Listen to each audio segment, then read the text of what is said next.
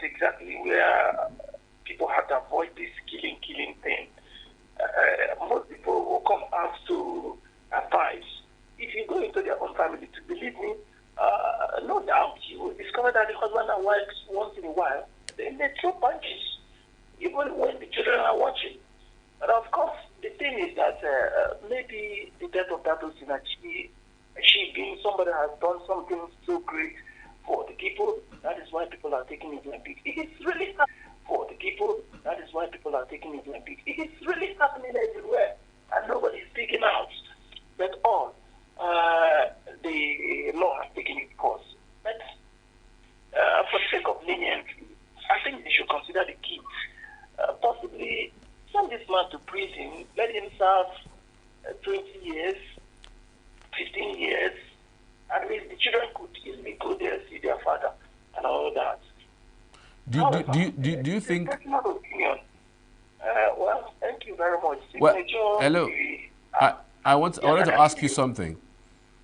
Go ahead. Do you think if his death sentence is removed and maybe he's asked to serve certain years in the prison, do you think that will serve as a deterrent to others? Because again, I think the judge's thought would be, in order to put some sort of stop at this so-called domestic violence, you know, when you do this to the extreme, taking another person's life, it will serve as a deterrent to everyone who is in a relationship that, look, there's a limit to what you can do in order to kill another person, irrespective of whether they are your spouse or even your friends. Most definitely, it will serve as a deterrent to all that. But of course, we all know that when this thing we call Satan, this thing we call devil, will come, that will become so difficult for us to control our emotions. The truth is, it definitely will serve as a deterrent to others. But those who find it difficult one way or the other to control their emotion will always allow it to get over them. So, but however, let the federal government do something just for the sake of the children. Although for now, I don't know what is the reaction of the children. Maybe they are in support of their father dying, just like their mother has already died. Although the circumstances surrounding the death of their mother is really not something good. But I don't really think there's any child that will come out and say, yes, my mother is already dead. Maybe my mother died in the hand of my father. For that, let my own father die too. It's all about compassion, the mind, the heart, and everything. So that's just it.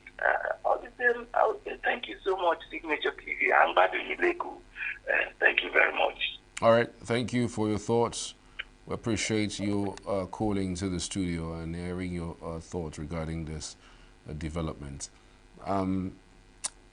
You know, before people get married, I think there is this thing that churches do. They tend to have these meetings. They call it single searching. I mean, so many churches have several other things that they call it. So you are taught so many things. Part of what you are taught is anger management, your ability to be able to manage your anger. Because again, if you're getting into a relationship, even if it is a single relationship or a marital relationship, and you are telling yourself that this person should not get me angry and I would not accept anybody getting me angry, I mean, you're not really ready for it, because like it or live it, whether emotions or no emotions, your spouse will get you angry. In fact, the issue with even getting angry in marital relationship is that as outside your household, you know, tends to be mild compared to the kind of anger you actually have for someone who's within the home, because they'll anger you so much so that you'll be feeling so bad that you want to express yourself as much as possible. I don't know if that actually happens to, you know, people, because these are things that you'll be taught before you even get into the relationship. They tell you the anger that you is triple the anger, the pain you feel when somebody angers you outside. And so it will now depend on you to be able to manage it, to come of it. Hello? Good day. Good day. Your name and location? Signaturetv, calling from Independence level. Chidonso Naji, thank you for calling. My comment is on this Osinachi's case. Okay, go ahead with it. The fact that the children are going to be both fatherless and motherless should have been considered while making such judgments on the case.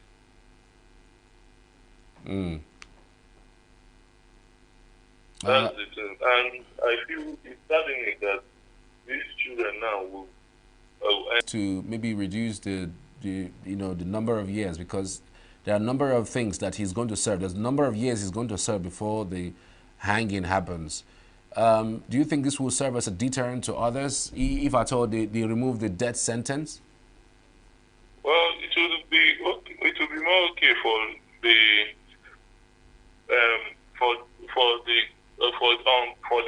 children, for them to be able to see the dad, maybe reconcile before any other thing. But letting the man die is not going to be a. Because judging from the case, I'm seeing the fact that most of the things that must have happened to the woman must have been.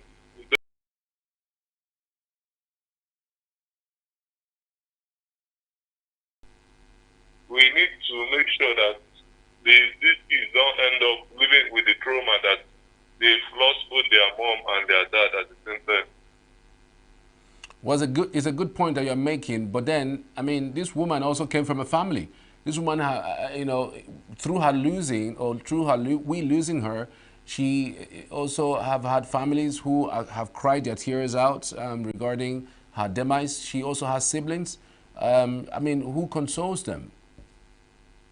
Well, I don't even know how, but they've already, once someone is already gone and the person is gone for good, but for the ones that are still alive, there is room for rethink and reorientation.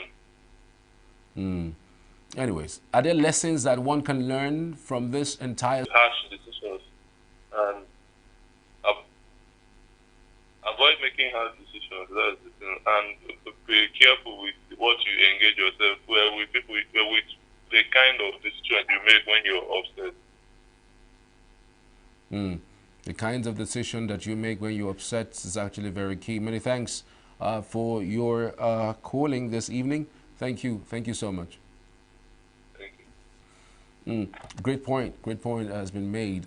Taking decision in the moment of anger. In fact, one psychologist once actually said that before you take a decision in anything at all, be sure you are not too excited or too angry.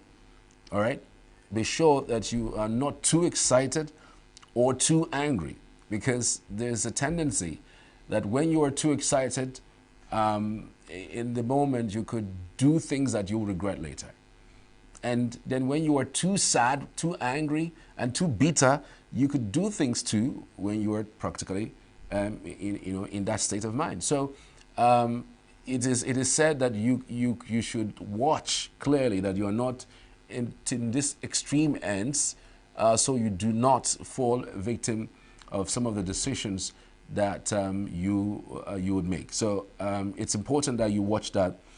Too excited could be that you just won a jackpot, or you were expecting something to happen and then it finally happened, and because of that excitement, you head on the road. In fact, I've heard this kind of stories around, where people, win something. Maybe they get excited because they just got admission into school. They get excited that they just bought a new car. They get excited about the fact that they just got, a new baby or something. And then all of a sudden, they head on the road.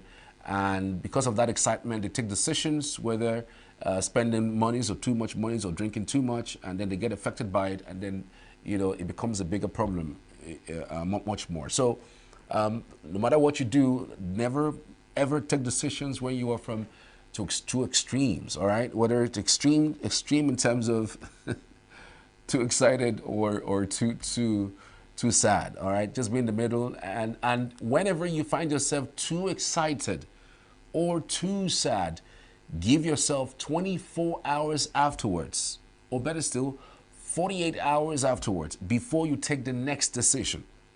Very important. All right. Let's see if we can take this call. Hello. Hello. Hi. Hello. Hello. Good evening. Good evening. My name is Felix, and I'm calling from Benin City, Edo State. Felix from Benin City. Thank you for calling. Hello. Can you hear me, Felix? Yes, I can hear you now. Okay, Felix, go ahead, please. Well, I think it's a welcome development that Osinachi's husband is convicted. Why? Because I remember when the story broke out that year. I remember vividly that BBC News Igbo traced this guy to his hometown, Anambra, somewhere in Anambra State. And you see that then people actually make a very bad remark about this very man. Nobody said good thing about him. That goes to show that outside his issue with Osinachi, that the man is naturally a bad person. He's not in good terms with the relatives, the family members, everybody condemned him. In fact, you need to see how his immediate elder brother, what he narrated about this very man, how he turned everybody to his enemy and all that. So that's at least a clear evidence that this man really maltreated Osinachi, which actually resulted to her death. Wow. So I think it's a very welcome development. If not for any other thing, other people can be able to learn from this. But for you, what kind of lesson do you think that we can learn generally from the entire story?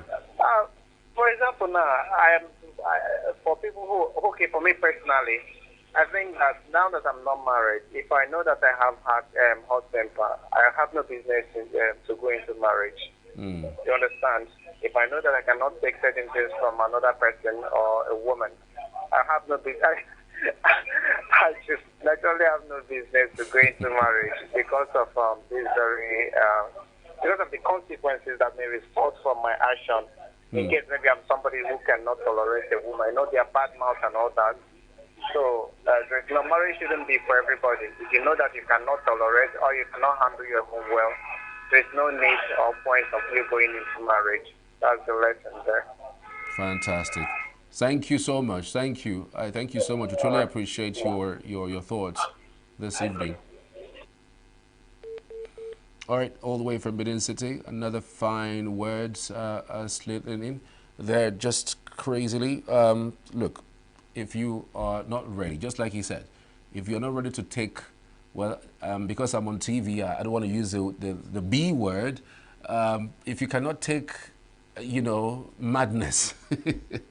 Women come with several sparks, they come with beauty, they come with color, they come with sense of life. So it's basically about and around what you dish out to them, all right? The measure that you give is what you get. It's garbage in, garbage by garbage out. I mean, you don't sow in love, sow in care, and then sowing, your being into a woman with love and care, and then what you get is hate. So it's about what you sow that you get. Even though I know there's sometimes women can be women, I mean, in their own stead. But then again, studies have shown that over time, it's about what you give that you get. The measure of what you give, garbage in, garbage out, basically. Just like a computer, you slotting the program, I mean, you slotting, the tapping a thing you want to type, and then it gives you what you want, all right? You don't type in A and you get D. You don't type in D and get Z. So it's about what you're typing, and that's what you get. So it all depends on how we view things. Hello? Good day. Good day. This is Chino from Independent Level. Thank you for calling back. All right. I want to make a statement concerning the PEP defection and the reason for the emergency meeting. All right. Well, are these politicians, are they not the same people that came together to be they came together to sue the current president talking about President Tinubu based on his state of emergency call on in Rivers State. And I feel like there's something playing in the background that nobody's even telling anybody about. Based on the fact that even Sim Fubara himself is also planning on defecting from PDP to the APC, and different PDP governors, and we are looking forward to 2027 election. And I feel like if you don't defect, if most of them don't defect now, they might not even gain any slot. They might even lose their space to APC. And I've heard a comment from the current ENUGU State APC chairman who's talking about Tochukwu Ugwabala. Sorry, I don't know. I was talking about Honorable Ugwabala. He made a statement that if that it's only APC that is the party that will be able to produce an Igbo leader come after Tinubu's campaign, after Tinubu's 8 years in office. And judging from this, I feel like people will take advantage of that particular statement from Ugwabala. Okay. So basically, you feel that the APC is doing too much to have PDP governors, defect to the party? I feel like they have the power they have now. They have this unstoppable force and I feel like they will secure almost all the states if they are able to even get their representative from the states. I feel like they are going to gain most of these slots that Labour Party and PDP occupy in different states. But you know that defection is not the same thing as voting in an election. We have had a candidate go to a poll without one Senate or one governor, but still was able to pull out 12 states. He won 12 states, including the FCT. So, defection is not the same thing as voting on the day of election. So, do you think that this defection would have any bearing as to what happens in 2027 elections? Well, let's look towards that 2027 election first, because a lot is playing in the background, but it's till then that we will know the result of what's going on. All right. Do you also think that the coalition that is being touted by Peter Obi, El-Rufai, Atiku, would do anything to stop the hurricane coming from APC? The time that the opportunity Peter Obi and others within that coalition were hard to win the country, but what it has done. And I feel like they will do everything. The different parties will do everything within their power to make sure that this wave that struck Nigeria during the last election would not come back again to haunt them. All right, then. Thank you so much. We truly appreciate your insight and your explanation as to the development in the polity. Thank you.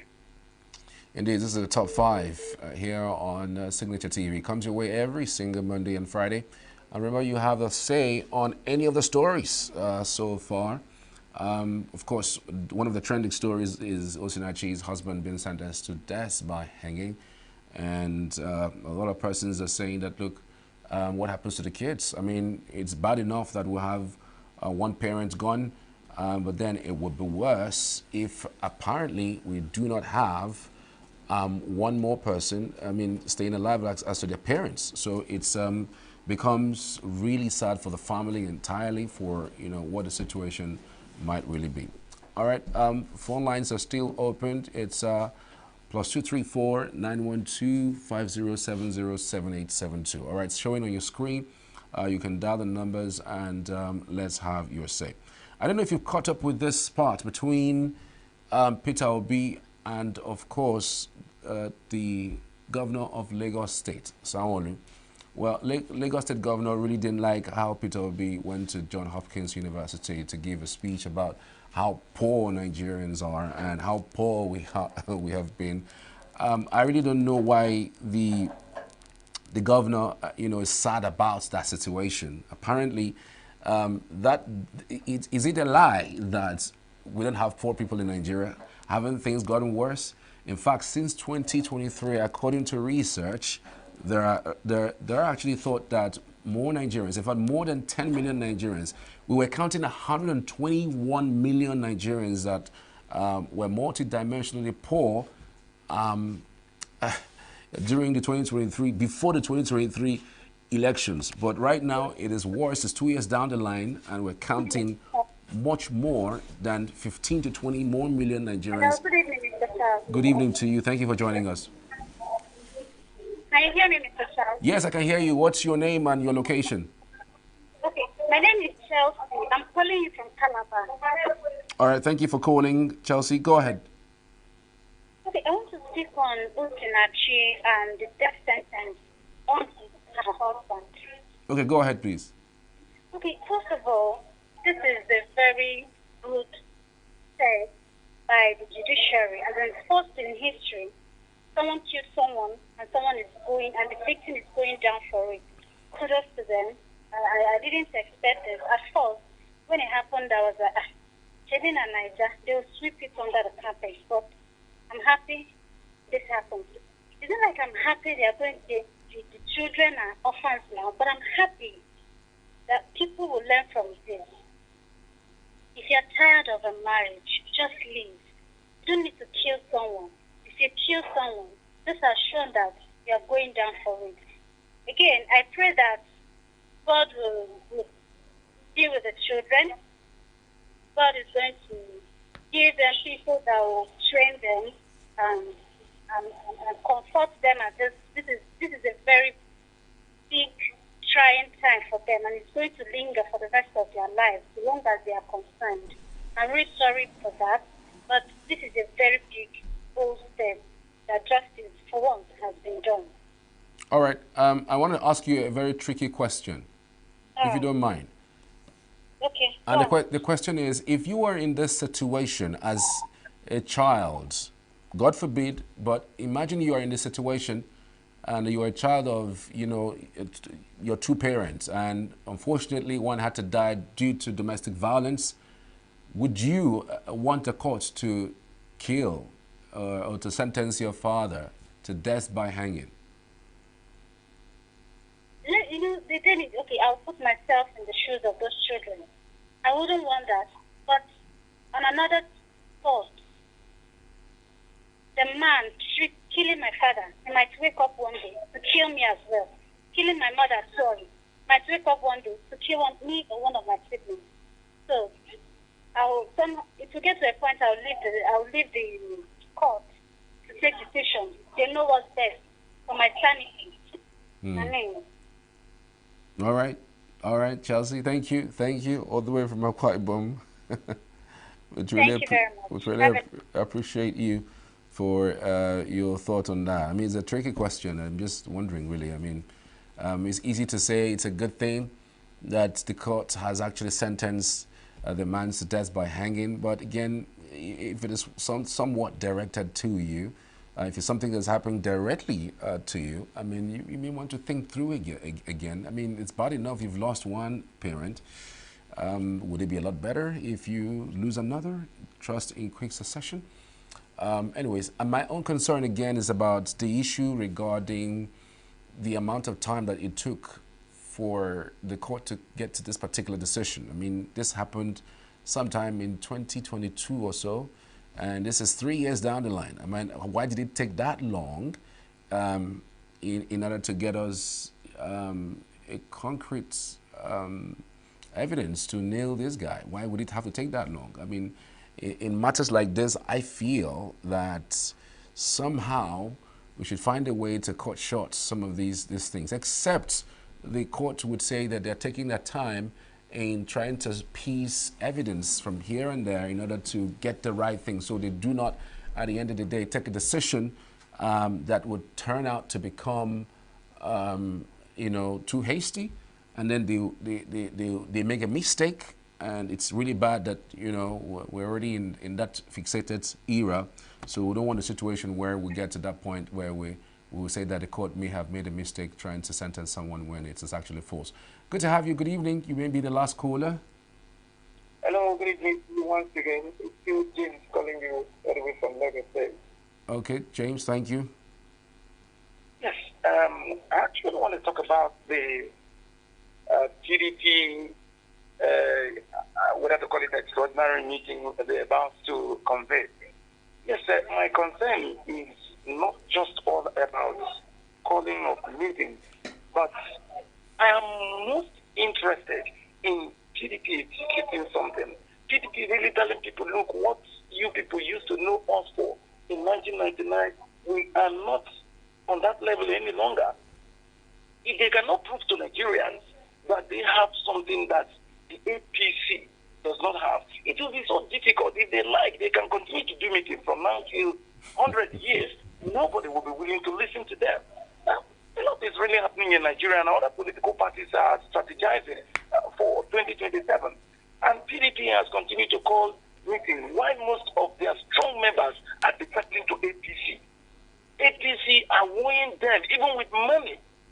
Yes, we know that some people who belong to APC are PDP, PDP only are APC. But the truth is that they should do something different from what they are known for. I want to use Lagos State, for instance. Look, at for a very long time, people are trying to take over Lagos State. But of course, they've been able to stabilize themselves. They have been very, very strong. So that is exactly what I expect the PDP to do, not just about every now and then. Believe me, that meeting, at the end, you and I know the outcome. There will be a disagreement because some of them may have been compromised. That's justice. So, Charles, I'm just so happy for this your program. I like it so much. Signaturetv, they're really doing a lot. I like it. Thank you so much. Thank you so much. Thank you. Appreciate your call. So the PDP and the APC conundrum. Well, I mean, they say it's fight to finish. APC would always say that, look, this is politics, and whatever we do in order to get more people from the opposition join our party is none of your business. I mean, it's all about politics. And Bayo ENUGU, who's the spokesperson for the presidency, is saying that all those who have been saying that the Tinubu administration is looking to make the country a one-party state are just alarmists. I mean, there's nothing like that. I mean, the Ganduje-led APC should be commended for making the party lucrative for everybody. And then again, you ask yourself, how lucrative really is this so-called party APC? Have they been able to deliver the goods in democracy, the dividends of democracy that they promised? This is 2 years down the line. Have you seen anything better than what it was before they took over power?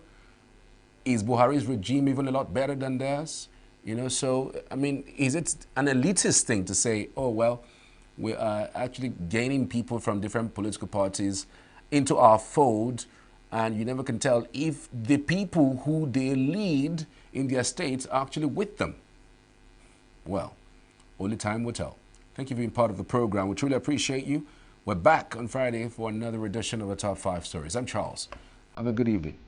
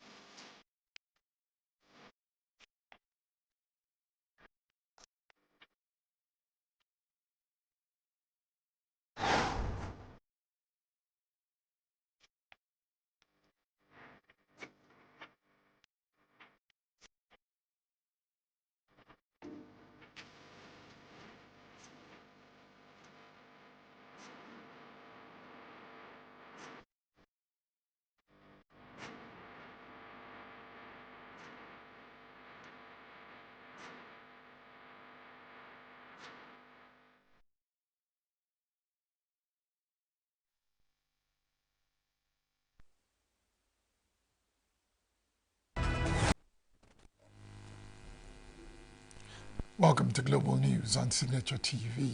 I am Barry Kumo Ado. In the headlines, court sentences Gov's finger Osinachi's husband to death. Gov's post-match interview as play suspended at Madrid Open. Details shortly. We are local. We are right now with the wife of the man that was... Why the main market is in chaos. People... We are national. Those in support of this motion as amended, say aye.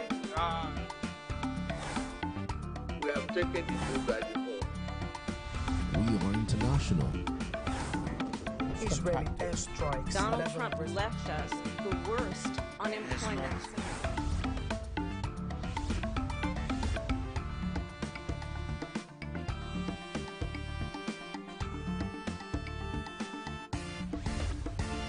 Signature TV, news in your pocket.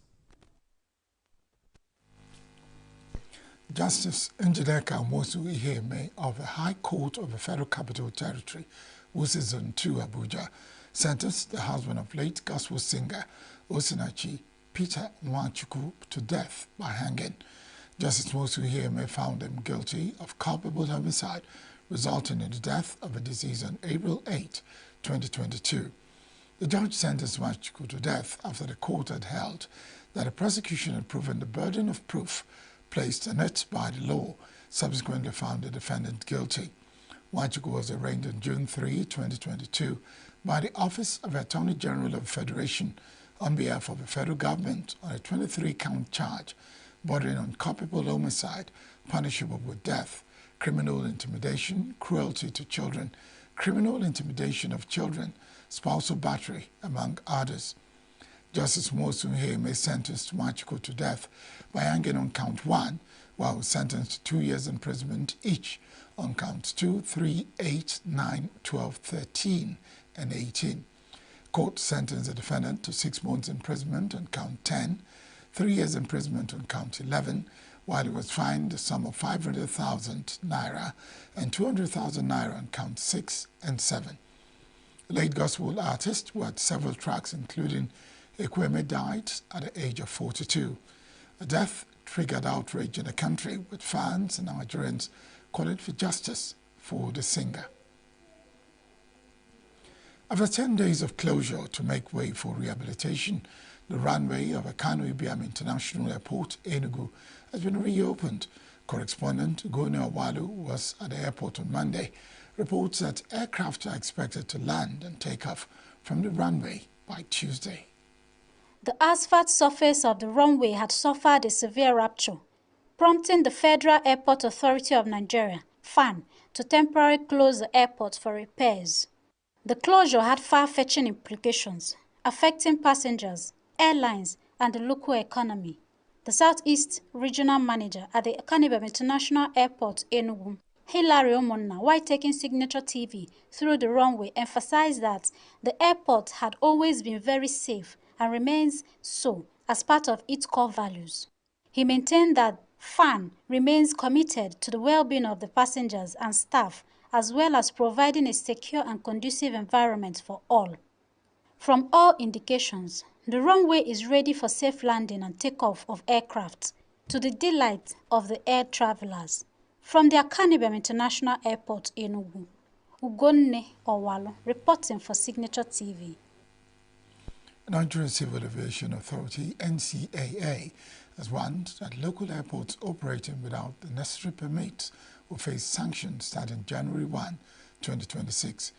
The Director of Aerodrome and Airspace Standards at NCAA, Godwin Belang, made this known on Monday at a stakeholders engagement program with airstrip owners and operators in Lagos.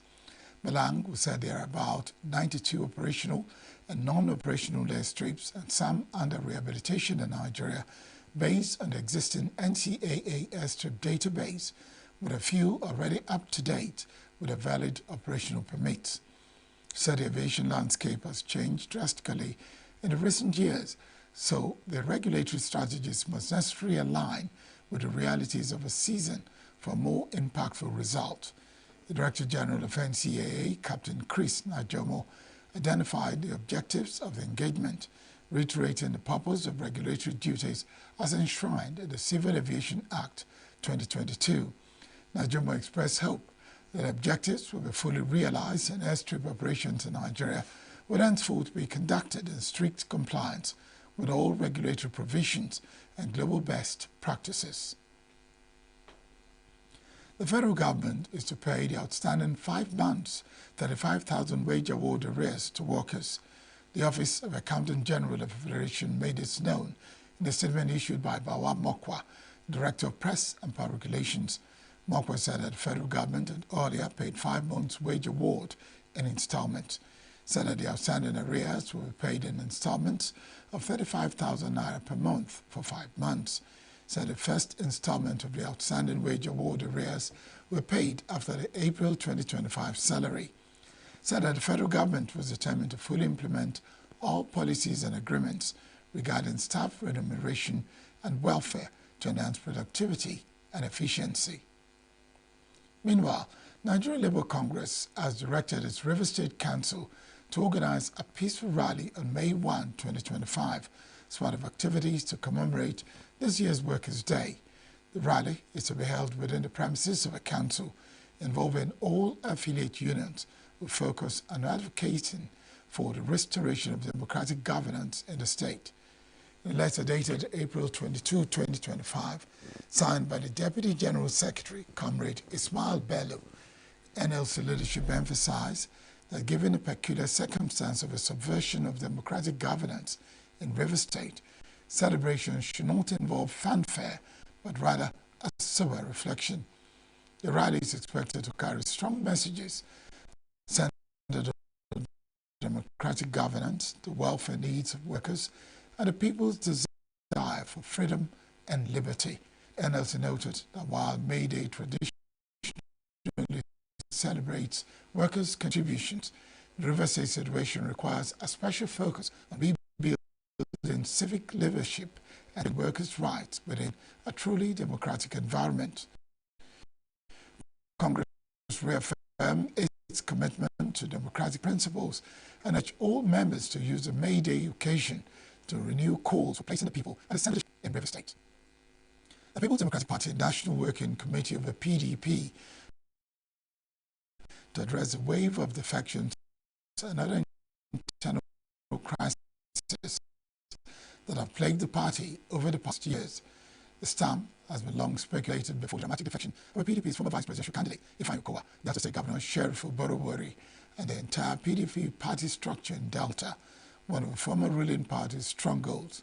Party is facing one of its most difficult times since its formation in 1998, having lost several members in the federal parliament, latest being Oluwole Oke, a 5-time member of the House of Representatives from Osun State.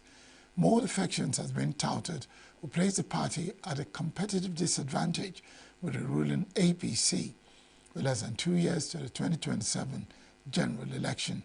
Meanwhile, Senator Samuel Anyang recently reaffirmed as National Secretary by the Supreme Court has vowed to attend the meeting despite the stance of the Bauchi State Governor, Bala Mohammed-led PDP Governors Forum. Up ahead, Economic Summit Group says Nigeria's 2025 budget inadequate to meet social infrastructure demands. Federal government targets 70% local pharmaceutical production by 2030. Stay with us. Every second, every minute, every day, news is breaking. Events occur and there are new developments. At Signaturetv, we follow these stories objectively, bringing all sides without bias, explaining the complex issues, breaking down the numbers, and investigating the issues behind the news. Anywhere and everywhere, near or far, wherever the news is, we will be there. Signaturetv. News in your pocket.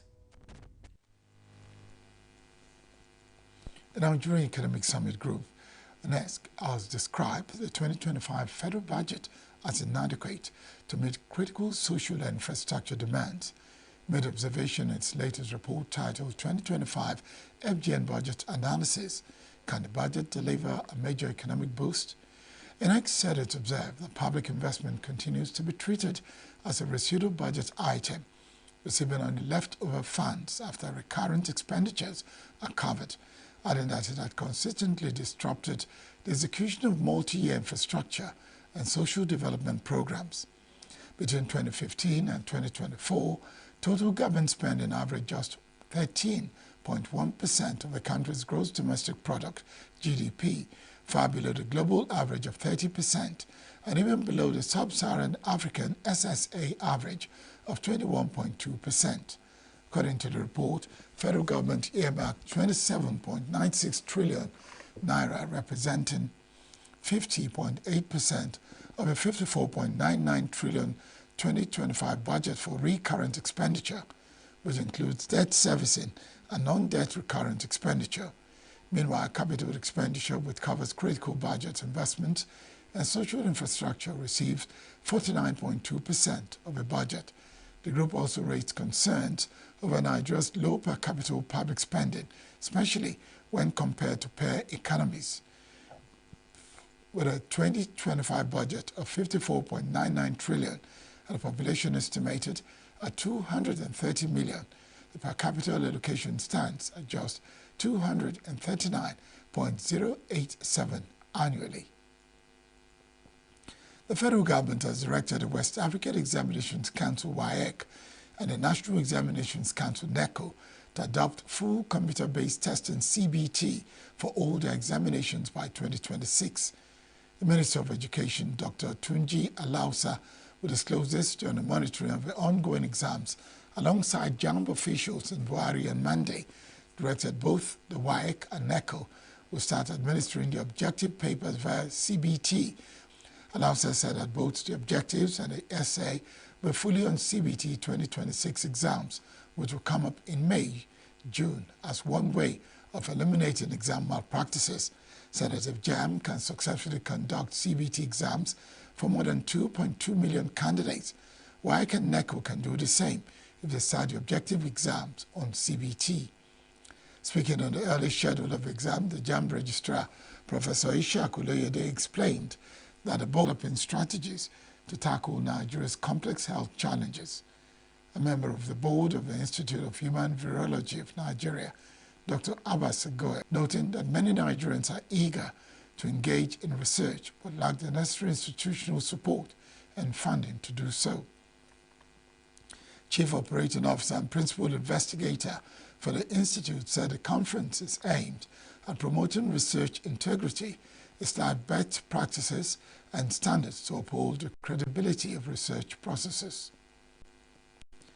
The Coordinating Minister of Health and Social Welfare, Ali Pate, said the federal government, in line with the presidential initiative for unlocking a healthcare value chain, seeks to increase local manufacturing of pharmaceuticals and medical devices to 70% by 2030. Pate disclosed this on Sunday in a video post shared on his X handle. He also highlighted that the initiative seeks to ensure that a large portion of the vaccines consumed in the country are also produced locally. According to him, the initiative also aims to significantly increase the number of full-time employees working in life sciences, manufacturing by tens of thousands, up from the current workforce of approximately 20,000. Said to achieve this, the government has partnered with Empower School of Health, Geneva in Switzerland, to set up Empower Academy Nigeria, a regional training hub that will build skills in pharmaceutical manufacturing.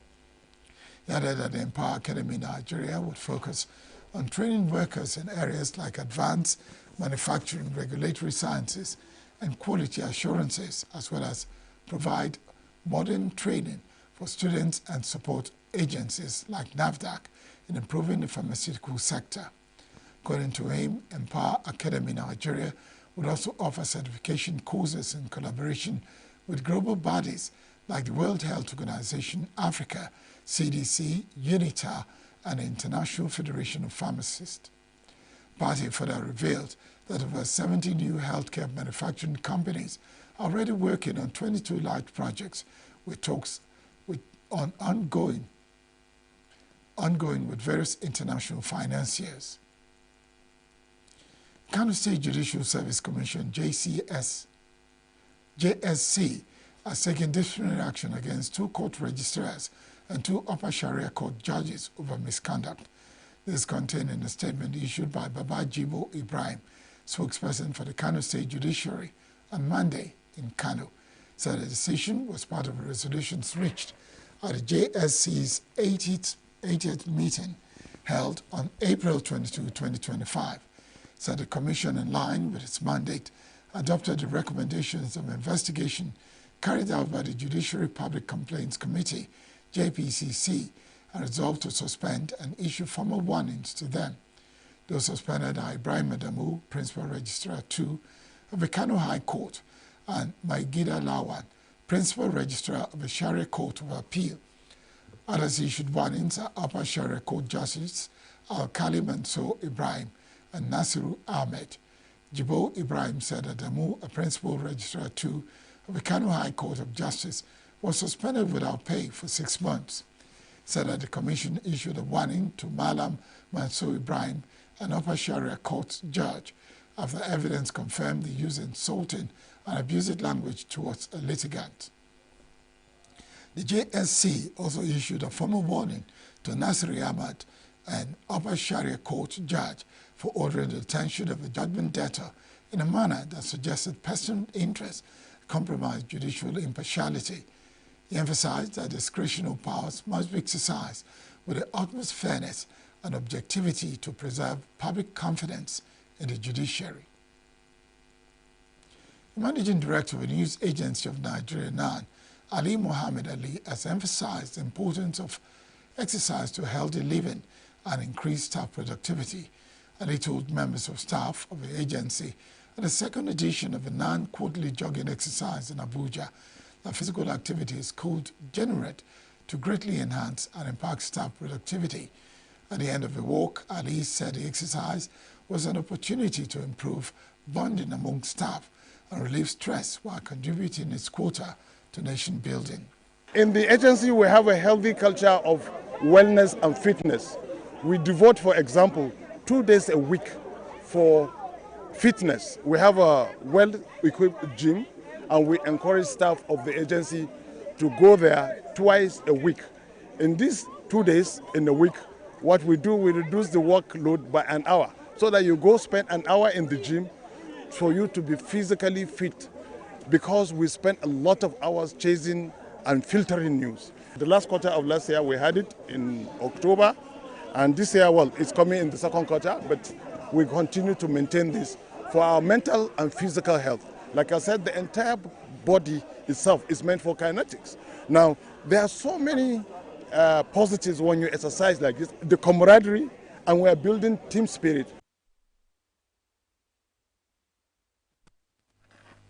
And as part of the FRSA Co-Marshal Sheikh Mohammed, who also participated in the walk, said the partnership between both organizations was key in improving road traffic compliance.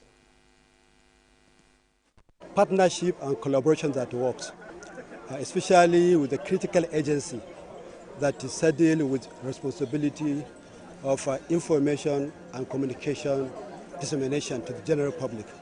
We are here in 2 folds. One, to energize ourselves and have the stamina and ability to enforce compliance with road traffic rules and regulation, and also to influence the road users on a good road user behavior. We're also here because this agency is saddled with communication, and therefore being here, our mandate is to also strategize and tell the general public to obey road traffic rules and regulation, and to make sure that they make our roads safe for all Nigerians, for all road users to be able to have mobility from one place to another. The exercise took up from the agency's headquarters to the Federal Secretariat and back to the agency, company of some partners which expressed willingness to continue to collaborate with the agency. Nigeria's Social Insurance Trust Fund, NSITF, has urged employers of labour and employees to embrace innovative solutions to create safe and healthy working environment. An official of the fund, Usman Haruna, said this during a road work to commemorate 2025 World Day for Health at Work. The theme of this event is Revolution in Health and Safety, the role of artificial intelligence, AI, and digitization at work. Said the road walk was designed to create awareness and enlighten the people on the importance of precautionary measures to enable them to stay safe and healthy at workplaces. Haruna said the fund conducted monthly visitations to workplaces and advised workers and employees of safety measures, stressed the need for proactive safety measures in workplaces to encourage productivity. Still to come, Israel's Gaza aid blockade contested as World Court hearings start. Giants edge Rangers on Elliot Ramos' Little League home run. These and more after the break. We are local. We are right now with the wife of the man that was Why the main market is in chaos. People are... We are national. Those in support of this motion as amended, say aye. Aye. we have taken the by default. We are international. Israeli airstrikes. Donald Trump left us the worst unemployment.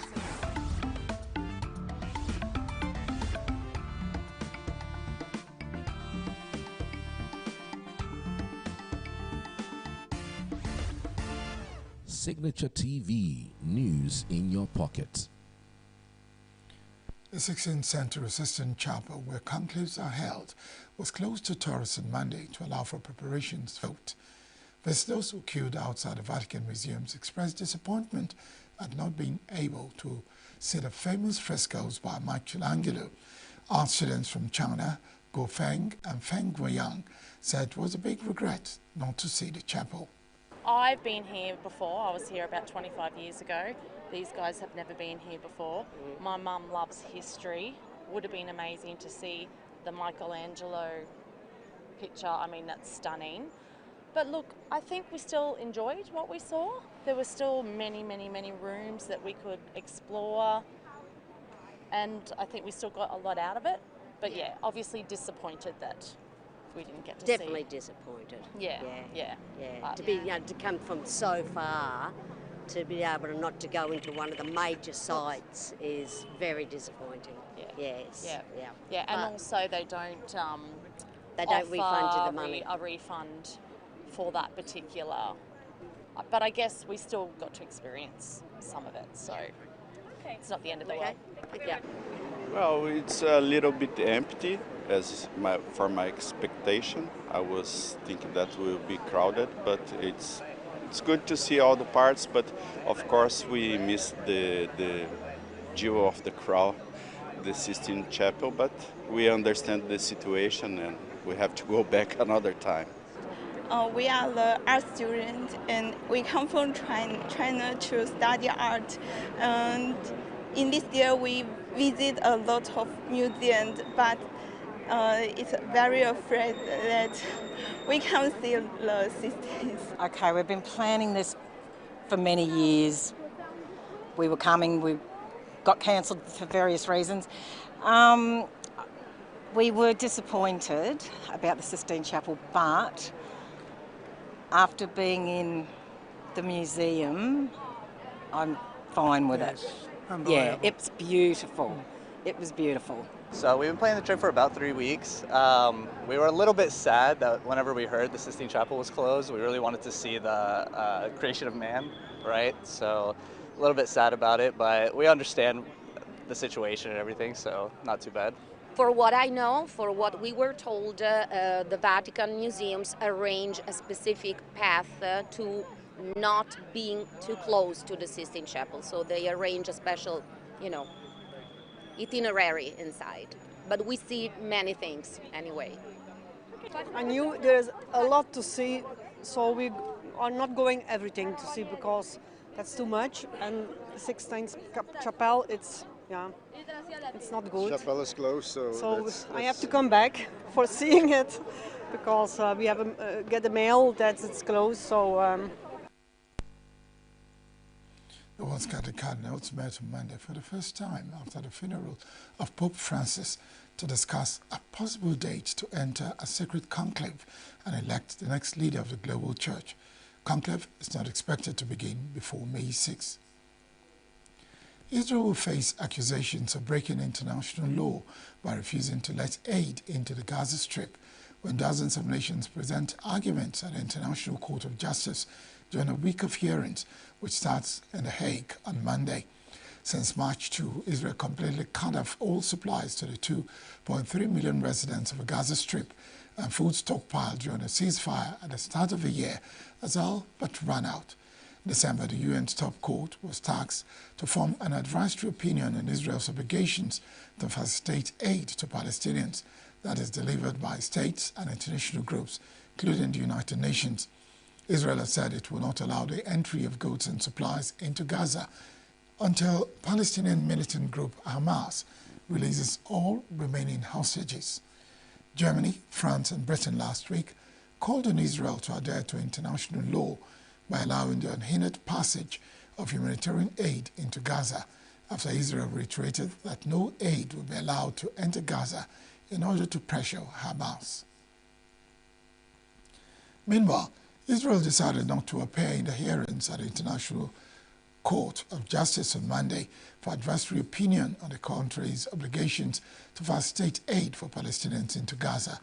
Israeli Foreign Minister Gideon Saar said Israel had submitted its position in writing to the hearings, which he described as a circus. Speaking to journalists in Jerusalem, Saar said the court was being politicized while the UN was failing to root out employees of its Palestinian Refugees Agency, UNRWA, who are members of Gaza militant groups. Israel decided not to take part in this circus. It is another attempt to politicize and abuse the legal process in order to persecute Israel. The goal is to deprive Israel of its most basic right to defend itself.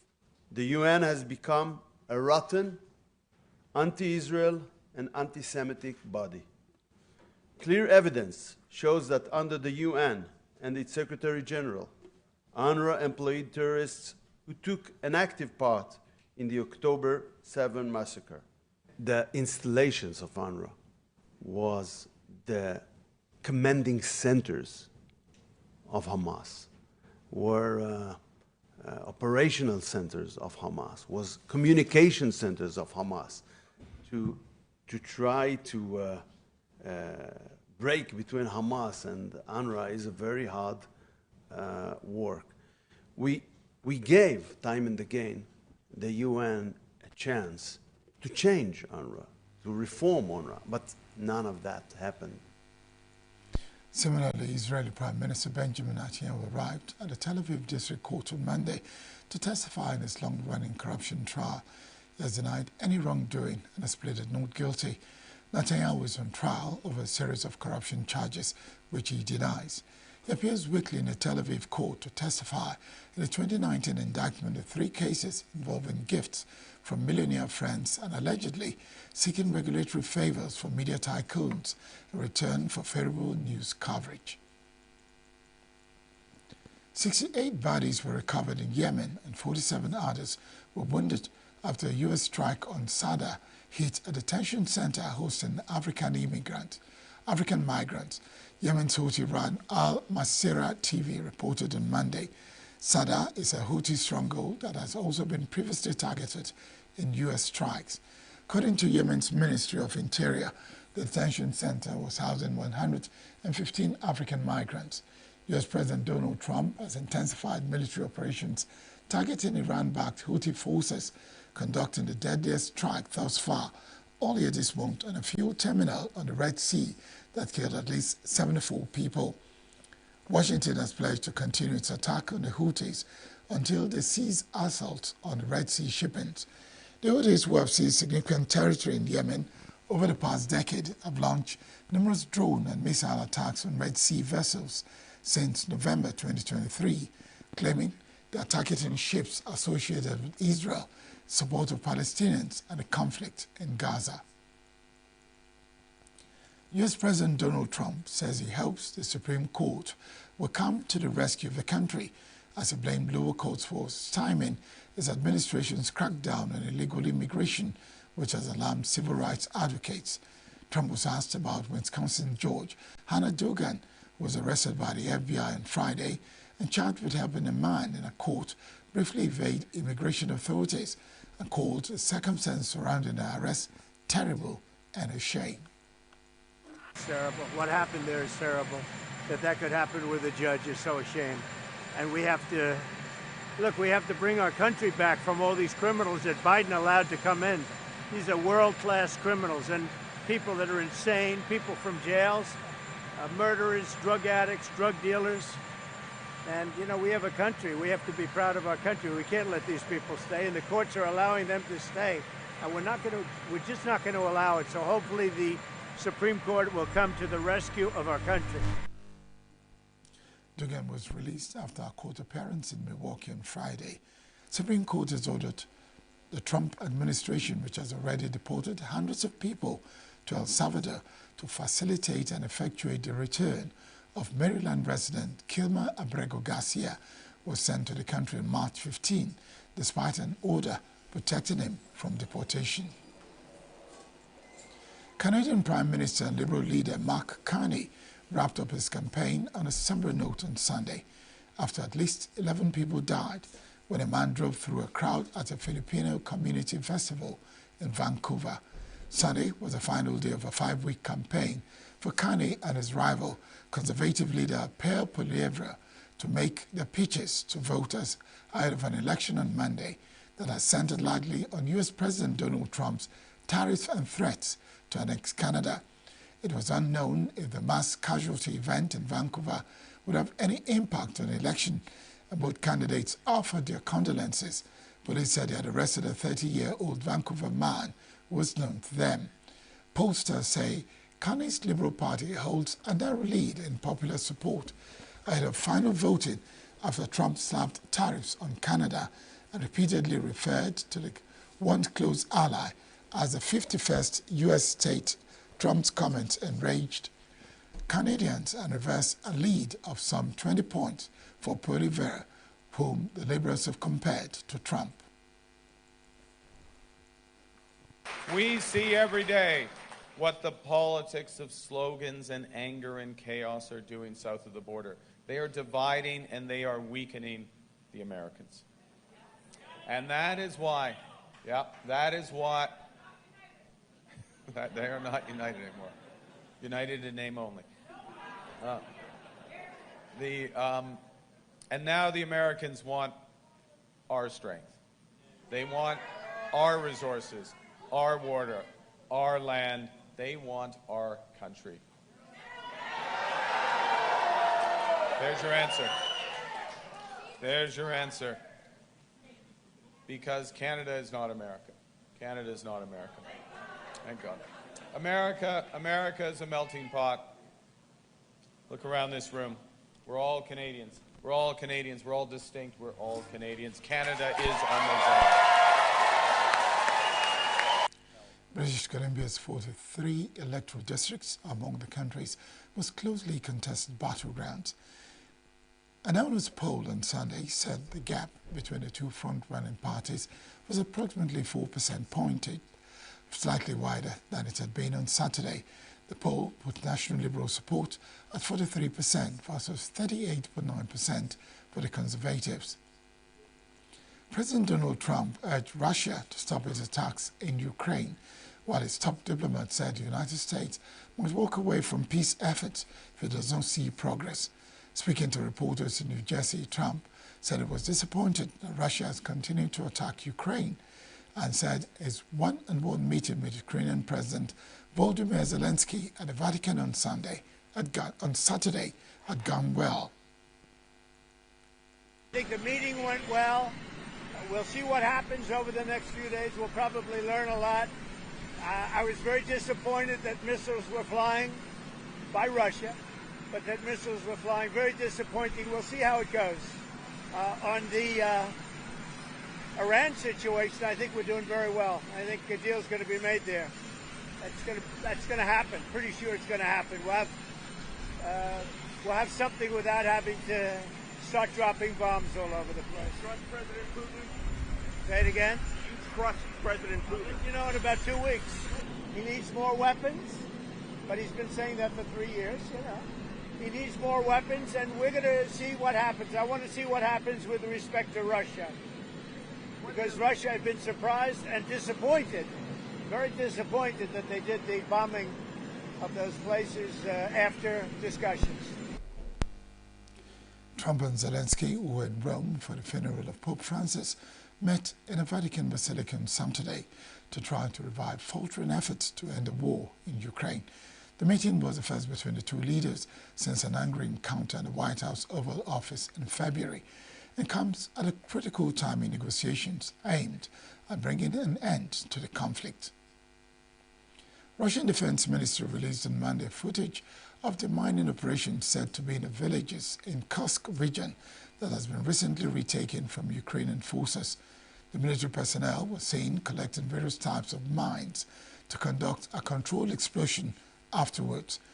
Russian President Vladimir Putin telephoned his top commanders in Kursk to congratulate them on victory and at the end of the operation to expel Ukrainian forces from the region in western Russia. Ukrainian President Volodymyr Zelensky, writing about frontline operations on Sunday, said Ukrainian forces remain active in Kursk and in Russia, neighboring Belgorod region. Russian forces for months have been pressing for the ejection of Ukrainian forces, who staged a surprise cross-border incursion last August and seized swaths of territory. Meanwhile, Chinese policymakers on Monday sought to ease concerns U.S. President Donald Trump's tariffs could derail efforts to shore up a fragile economic recovery, talking down the levy's impact on firms and employment and energy and grain supplies. Zhao Jianxin, Vice Chairman of the National Development and Reform Commission, said he had full confidence the world's number 2 economy would hit its economic growth target for 2025 during a news conference on pledging new policies to be rolled out over the second quarter, before adding that the foundation for China's economic recovery needed to be consolidated as external impacts rise, and said that further policies will be implemented based on changes in the economic situation. Regardless of the changes on the international front, we will continue to anchor our development goals, maintain our strategic focus and focus on our own internal affairs. We have full confidence in achieving this year's economic growth target and social development goals and tasks. Beijing is confident its economy has now reached a point where it can absorb the impact of Trump's tariff threat, enabling officials to proceed with planned stimulus measures intended for release throughout the remainder of the year. Speaking at the same press conference, China's Deputy Bank Governor said it will continue to implement its loose monetary policy and step up efforts to support the economy, as well as keep the yuan basically stable. About the recent fluctuations in the United States debt market. I would like to emphasize that, for a long time, China's forex assets, with the objectives of security, liquidity, and value preservation and appreciation, have been invested in the international financial market in accordance with the principles of marketization and specialization, achieving a more effective diversification of its investment portfolio. The impact of changes in a single market or asset on China's forex assets is generally limited. From China's point of view, the economy has had a good start, continues to recover and improve, the financial system remains stable, the financial market shows strong resilience and has performed steadily. The People's Bank of China, PBOC, will continue to implement its moderately loose monetary policy and step up its efforts to support the real economy. At the same time, the PBOC will adhere to a management system of floating exchange rates based on market supply and demand, adjusted in reference to other currencies, adhere to the decisive role of the market in the formation of exchange rates. China's foreign ministry said on Monday the presidents of China and the United States didn't have a cold recently. When asked about Donald Trump saying in an interview with Time magazine that Xi Jinping has called him, China and the U.S. did not conduct any consultations or negotiations on tariffs, said Guo Jiakun, ministry spokesperson, during a regular press briefing. As far as I know, there has been no recent phone call between the heads of state of the two countries. I would like to reiterate that China and the United States have not held any consultations or negotiations on the issue of tariffs. In an interview conducted on Tuesday, Trump said his administration is talking with China to strike a tariff deal. Beijing on Friday again denied that any U.S.-China trade talks were taking place. Japan and Vietnam agreed to boost bilateral trade and uphold global rules on the free flow of goods as Japan's Prime Minister Shigeru Ishiba met Vietnam's Prime Minister Chinh Hinh Hanoi on Monday. Ishiba's first trip to Vietnam and his subsequent visit on Tuesday to the Philippines marked the latest high-level East Asian meeting amid escalating global uncertainty triggered by the threat of crippling U.S. tariffs. Early in April, U.S. slapped bilateral tariffs of 46% on Vietnam, 24% on Japan. Those duties were later paused until July as bilateral talks are underway. But a 10% levy applies on all imports into the United States, which is a major market for both countries. Both Japan and Vietnam were engaging in talks with Washington to avoid tariffs. Vietnam's top leader, To Lam, urged Japan to increase investment in infrastructure projects after he met Ishiba on Sunday, according to a report on Vietnamese government portal. Vietnam is a major assembling hub for large Japanese manufacturers, including Honda, Canon, and Panasonic, with a total of $78 billion invested in the Southeast Asian country by Japanese firms, according to Vietnamese Finance Ministry. South Korea said on Monday that North Korea's confirmation of its troops' deployment to a war in Ukraine was an admission of criminal act. North Korea confirmed for the first time on Monday that it had sent troops to fight for Russia in the war under orders from leader Kim Jong-un. North Korea's participation in the war in Ukraine is a clear violation of the UN Charter and Security Council resolutions, and constitutes an illegal act. North Korea's official acknowledgement of this involvement is, in itself, an admission of criminal act. In response, our military strongly condemns these inhumane and illegal acts. The truth cannot be concealed. Sacrificing North Korean youth for the regime's survival is an inhumane and immoral act.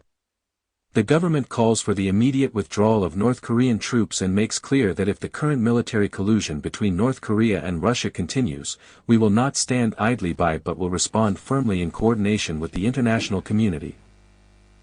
South Korean government also condemned the North for the inhuman and immoral decision to send its young people to battle with the intention of propping up its regime.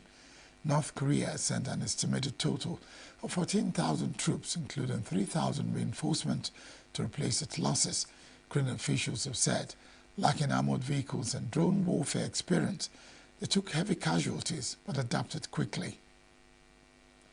Myanmar on Monday marked the one-month anniversary of a massive quake that struck on March 28, 2025, killing more than 3,000 in Myanmar and 62 in Bangkok due to a building collapse. The 7.7 magnitude quake, one of Myanmar's strongest in a century, jolted a region home to 28 million, toppling buildings such as hospitals, flattening communities, and leaving many without food, water, and shelter. The World Health Organization (WHO) flagged a rising risk of cholera and other diseases in the worst affected areas such as Mandalay, Sagaing, and the capital of Naypyidaw, while it prepares a $1 million relief supplies, including body bags. However, Myanmar's junta has kept up a deadly military campaign, including airstrikes and artillery assault, despite announcing a ceasefire after a major earthquake killed thousands in March, according to United Nations and data from a crisis monitor. One person was killed and several injured after a ferry in Clearwater, Florida was struck by a boat, which then fled the scene on Sunday. The ferry was carrying 45 passengers when the crash happened near the city's Memorial Causeway Bridge on Sunday evening. Eyewitnesses footage showed emergency responder at the scene. 6 people were declared as trauma alerts, with 2 seriously wounded between being transported by helicopters to hospitals, the city of Clearwater said in a post on X. The boat that fled the scene had been identified by another law enforcement agency. An investigation was underway, it added. Residents in Mandalay on Monday called for justice for 11 people who were killed in Canadian city of Vancouver over the weekend when an SUV rammed through a Filipino street festival. We have a lot of fellow Filipino countrymen, over 10, who were killed. What happened was very sad, especially that many families are now left behind. Nobody wanted the incident to happen, and it is really heartbreaking that we have a lot of fellow Filipinos who were just trying to make a living in Canada but were killed. The incident needs to be investigated enough to find out the truth. If what happened was done intentionally or if it was an accident. I hope justice will prevail, especially to those who passed away.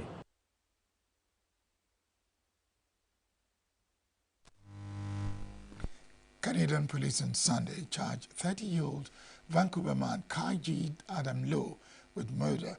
Authorities describe the suspect as having had a significant history of interactions with the authorities involving mental health. They said there was no evidence of terrorism. Incident occurred shortly after 8 p.m. in Vancouver's Sunset neighborhood, an area known for its large Asian population, where the Lapu-Lapu Day Block Party was taking place, celebrating a Philippine national hero. Malaysia thumped France 5-0 at the Sudirman Cup, while Group C rivals Japan got off to a flying start by thrashing Australia by the same score at the biannual mixed team competition on Monday. Malaysia were also chasing a first Sudirman Cup title, opened with a victory for the men's doubles pair before Gong Jingwei and Leong Junghao won their respective singles matches to take the tie. In Group B, South Korea lost their men's singles match when Jeon Ha-jung-jin went down 21-10, 23-21 to Canada's Victor La, but the 4-times champion got back on level terms through Paris Olympic women's champion Ahn Sin-young before winning the remaining 3 matches. South Koreans are in a strong position to finish inside the top 2 and qualify for the quarterfinals of the April 27 to May 4 tournament as they now top the group with 2 points, having beaten Czech Republic 4-1 on Sunday. In the evening session, defending champion China resumed their quest for a record-extending 14th title against Hong Kong, while Taiwan will face Czech Republic and Thailand will take on Algeria. Play at the Madrid Open was suspended on Monday after widespread power outage struck the Spanish capital as scoreboards went dark and overhead cameras lost power. American fourth seed Coco Gauff will beat Switzerland's Belinda Bencic 6-4, 6-2 to reach the quarterfinals at a post-match interview at the Arantac Sanchez Stadium, cut short with a power outage also affected traffic lights, some airports, and parts of Madrid underground. Spanish power grid operator Red Electrica said it was working with energy companies to restore power. Elliot Ramos led off the bottom of a ninth inning with a Little League home run, taking advantage of 2 Texas Rangers throwing arrows to circle the bases on an infield single and hand the host, the San Francisco Giants, a 3-2 walk-off win on Sunday afternoon. Parade around the bases began when Ramos chopped reliever Luke Jackson's first pitch between the mound and third base, where Jackson barehanded it. Cosimell's 2-run single off Giants starter Jordan Hicks produced Texas' early lead. Anthony Edwards scored 43 points on 12 for 23 shooting, and the Minnesota Timberwolves rallied late for 116-113 win over the Los Angeles Lakers in Game 4 of the Western Conference quarterfinals series on Sunday afternoon in Minneapolis. Edwards grabbed 9 rebounds and dished 6 assists for Minnesota, which sees a 3-1 lead in the best-of-7 series.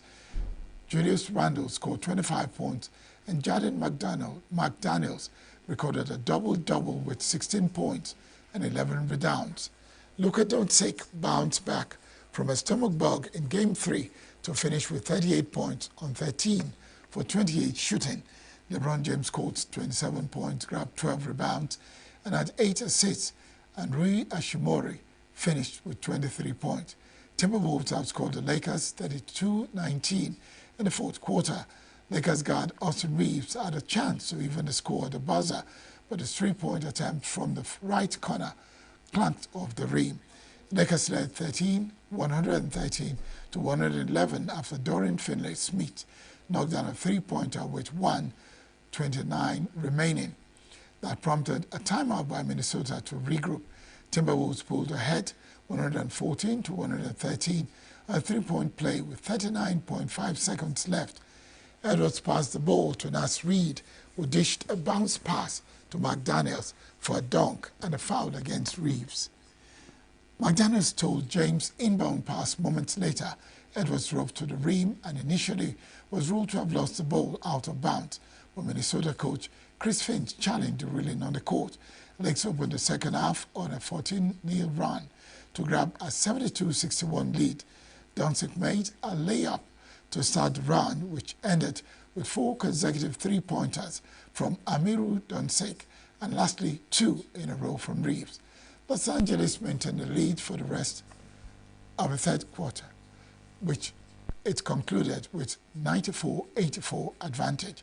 Minnesota led 61-58 at the half. And that's the news this hour. I am Barry Kumado. Thank you very much for watching.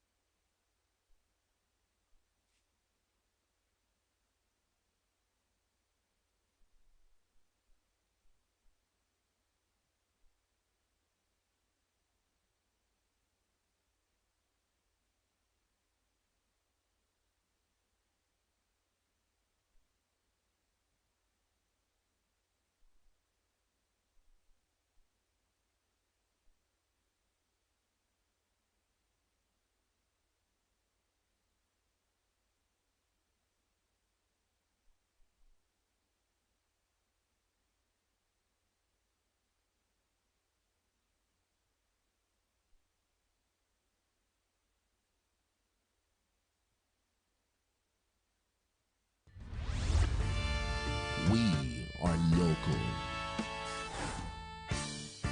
We are right now with the wife of the man that was Why the main market is in chaos.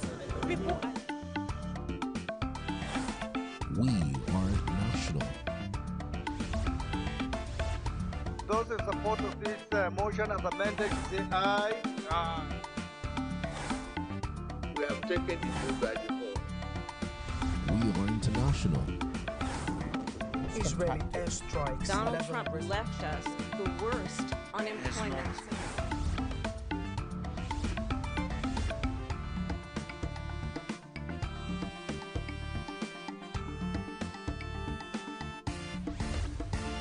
Signature TV, news in your pocket.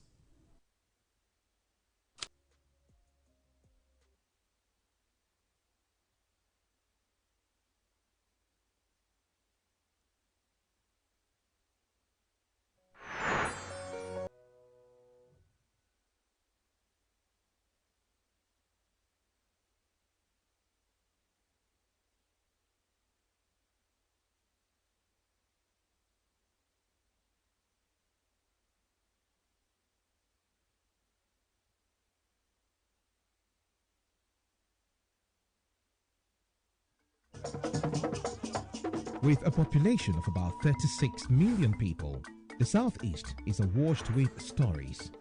Every day on Southeast News, we tell the peculiar story of the Southeast and her people. Our Southeast should be the Silicon Valley of Nigeria. Their successes, achievements, and daily challenges. Do you have a Southeast story to share? Community achievements and challenges, completed and uncompleted projects, bad roads, water scarcity, erosion, flooding, insecurity, or even disagreements? Bring it on to Southeast News. On Southeast News, no story is too big or too small. Southeast News. Let's tell our story. Showing on Signaturetv every weekday at 4 p.m. WAT, 1600 hours GMT.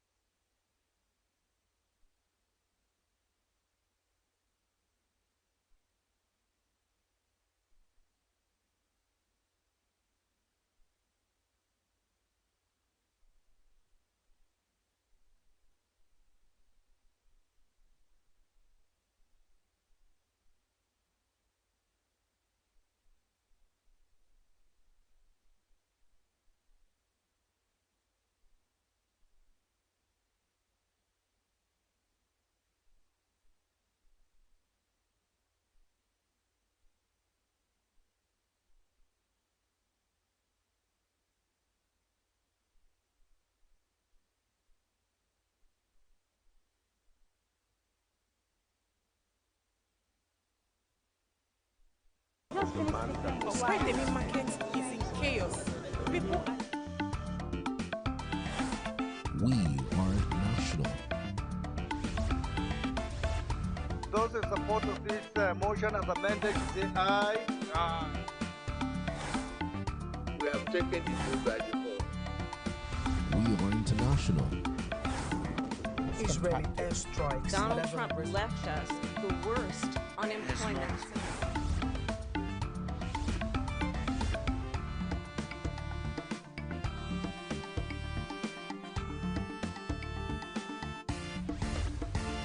Signaturetv News in your pocket.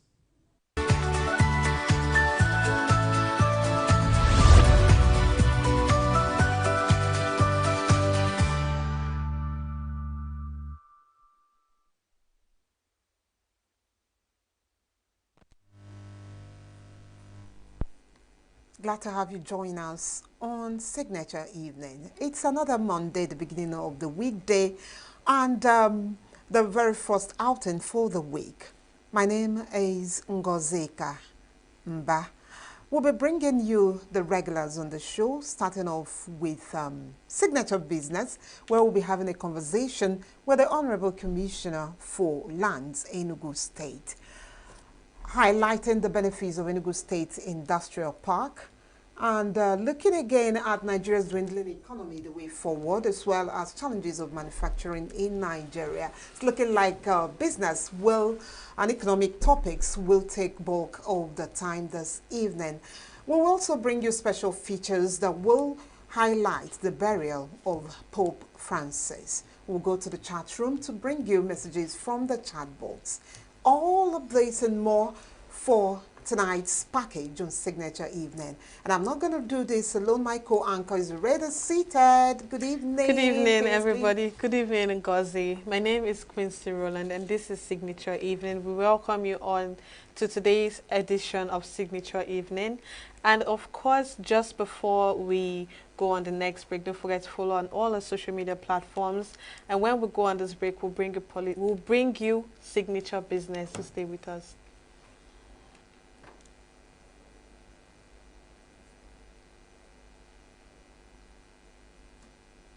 Every second, every minute, every day, news is breaking, events occur, and there are new developments. At Signature TV, we follow these stories objectively, bringing all sides without bias, explaining the complex issues, breaking down the numbers, and investigating the issues behind the news. Anywhere and everywhere, near or far, wherever the news is, we will be there. Signature TV. News in your pocket.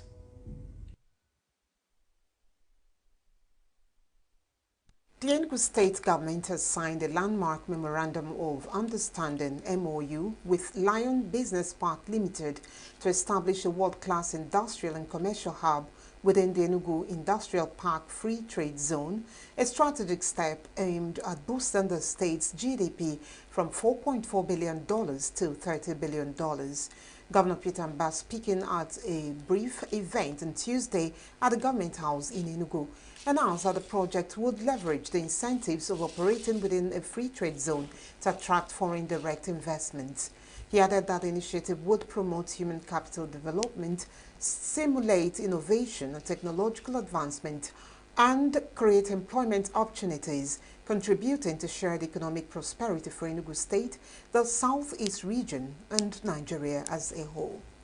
And standing by right here in the studio to have a conversation on the subject matter, highlighting the benefits of ENUGU State Industrial Park, is ENUGU State's Honorable Commissioner for Lands and Urban Development, Barrister Chimobi Patrick Okori. Lego, nice to have you. Thank you very much, Ngozi. Good evening, sir. Hi, and I don't know if congratulations is in order that ENUGU State has signed a deal to make happen ENUGU State Industrial Park. And if that be the case, what is it all about? We know about amusement parks and the lots. Why industrial? What's that about to start with? Thank you so much, Ngozi, and good evening, viewers. The concept of the industrial park, is the icing on the cake, if you like, in the journey set forth by His Excellency, Dr. Peter Mbah, the Governor of ENUGU State, to move the economy of ENUGU State from the baseline of $4.4 billion US, which he met it, to a $30 billion economy.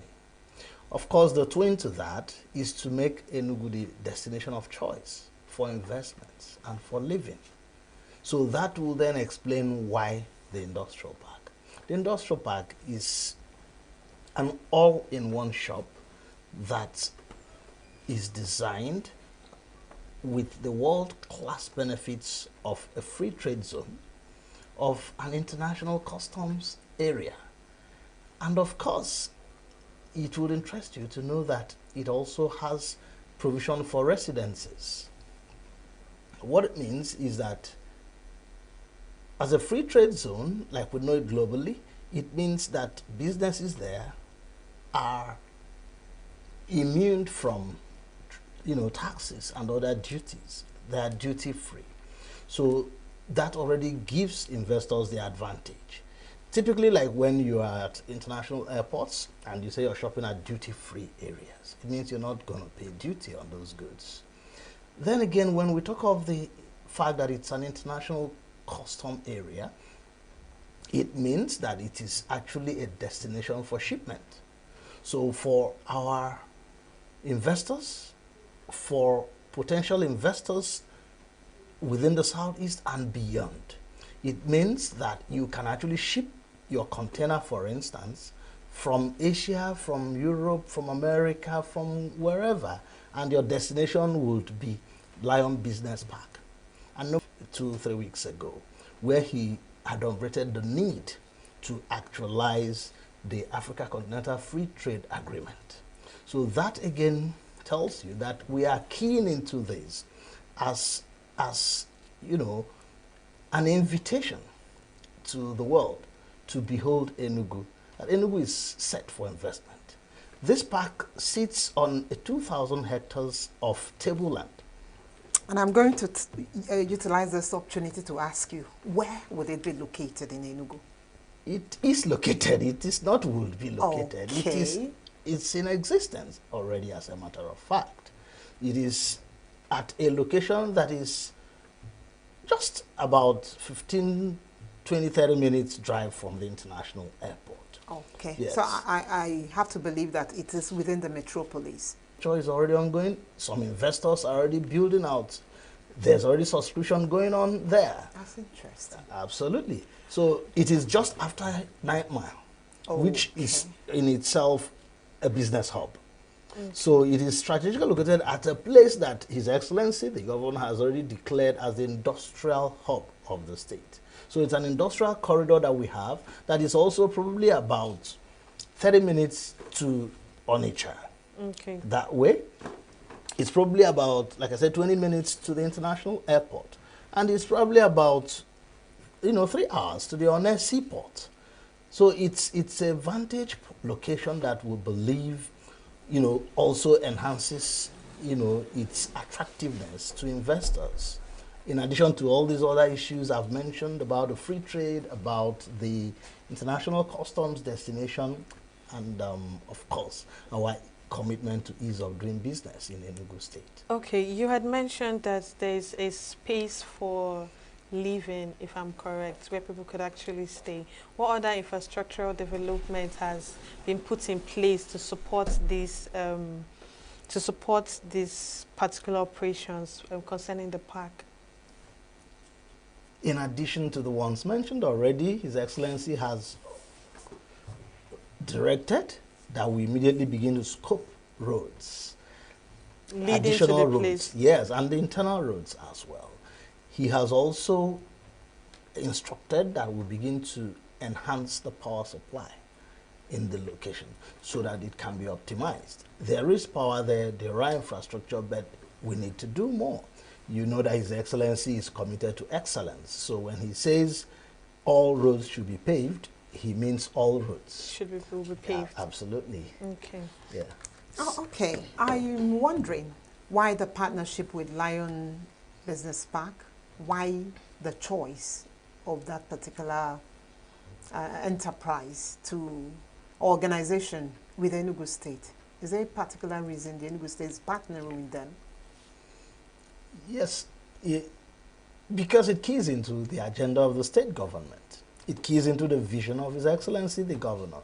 So when he's already talking of making Enugu the destination of choice, and he identifies potentials in this kind of park, business park, it's actually 1 in 1,000, if I may say.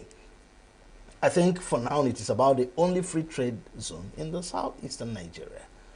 So it is something that a responsible government like we have currently in Enugu would easily be happy to partner with and enhance for the benefit of Enugu and beyond.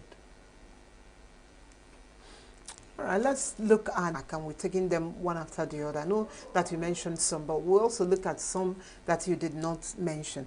Will this in some way address the skill gap? I mean, if some things require special skills and they are to, you know, to be here in the industrial park, which is located in Enugu State, will that address the skill gap among the workforce, Nigerian workforce? Precisely, yeah, because if you look at the way it is structured, it's an international destination. So what it means is that it's nothing less than best practice. Now, recall that once you declare an area of a free trade area, free of duties, what it means is that naturally you are attracting the best. You know, and a typical investor would rather not pay more. Yes. So it already tells him that you can come here and you're free of duties. It also means that for the buyers, for the customers, they are also sure that they may just get it, you know, a naira or two less than the typical market price. But when you knock off duty, the ultimate benefit is to the consumers. Now, that also goes into the skill area that you mentioned. Because what it means is that they are better able to actually engage the best hands. Because it is recognized as an international location, it means that you are able to easily work out issues of expatriate quotas and, you know, international staff. It means that your best hands are able to be there. It means that these international brands and international organizations are able to come in there and build offices, build factories, build malls, and operate there.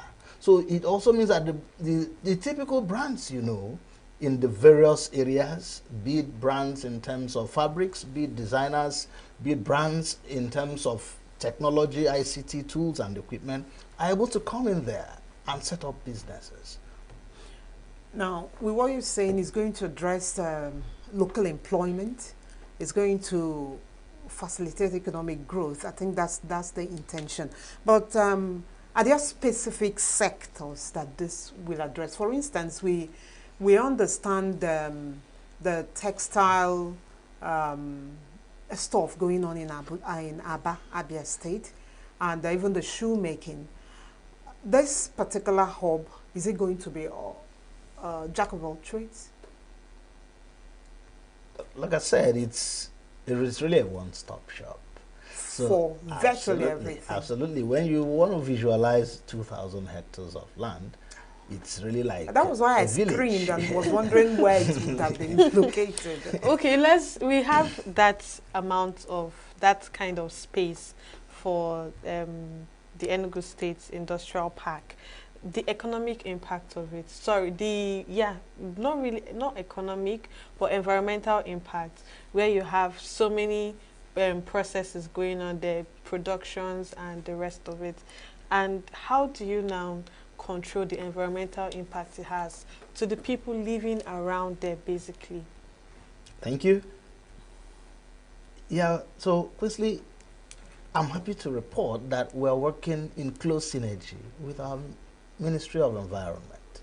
As a matter of fact, we have both visited the location for unannounced visits and assessment of the location. And this is what we intend to continue, because those are the clear directions and the instructions of His Excellency, the Governor. We are not compromising on environmental standards. We make sure that for every activity, the EIA, the impact assessment, is conducted from start to finish, be it a production process, be it your waste management, be it the gas flaring, be it effluent. We make sure that all of that happens. Thankfully, the way His Excellency has also instructed that the relationship be structured, the host communities have been carried along, even from the point of acquisition of this land. That is probably why you see that everybody was there at the signing of the MOU. The three critical host communities that support this park were there. I saw the... Okay, probably whose property cut across... that expanse of land. So they are involved. And of course, part of the assurance they have is that there will be no adverse environmental impact to the land or to the environment over there. It's a process that we intend to continue monitoring. So it's not that we have done it and then we leave it. No, there is still going to be continued collaboration with the state's Ministry of the Environment, the lands, of course, and trade and investments. So we are committed to the instructions and directives of His Excellency in this regard. Okay. Honorable Commissioner, I know you are answering for everyone who is involved, all the ministries who is involved, but for clarity, I know you also mentioned the Ministry of Environment. In fact, you were extensive with much the ministry is going to do. And you also did not tell us anything about the commissioner, that's the ministry rather, of commerce, who I would want to, which ministry I would believe is handling the economic part of it, the trade.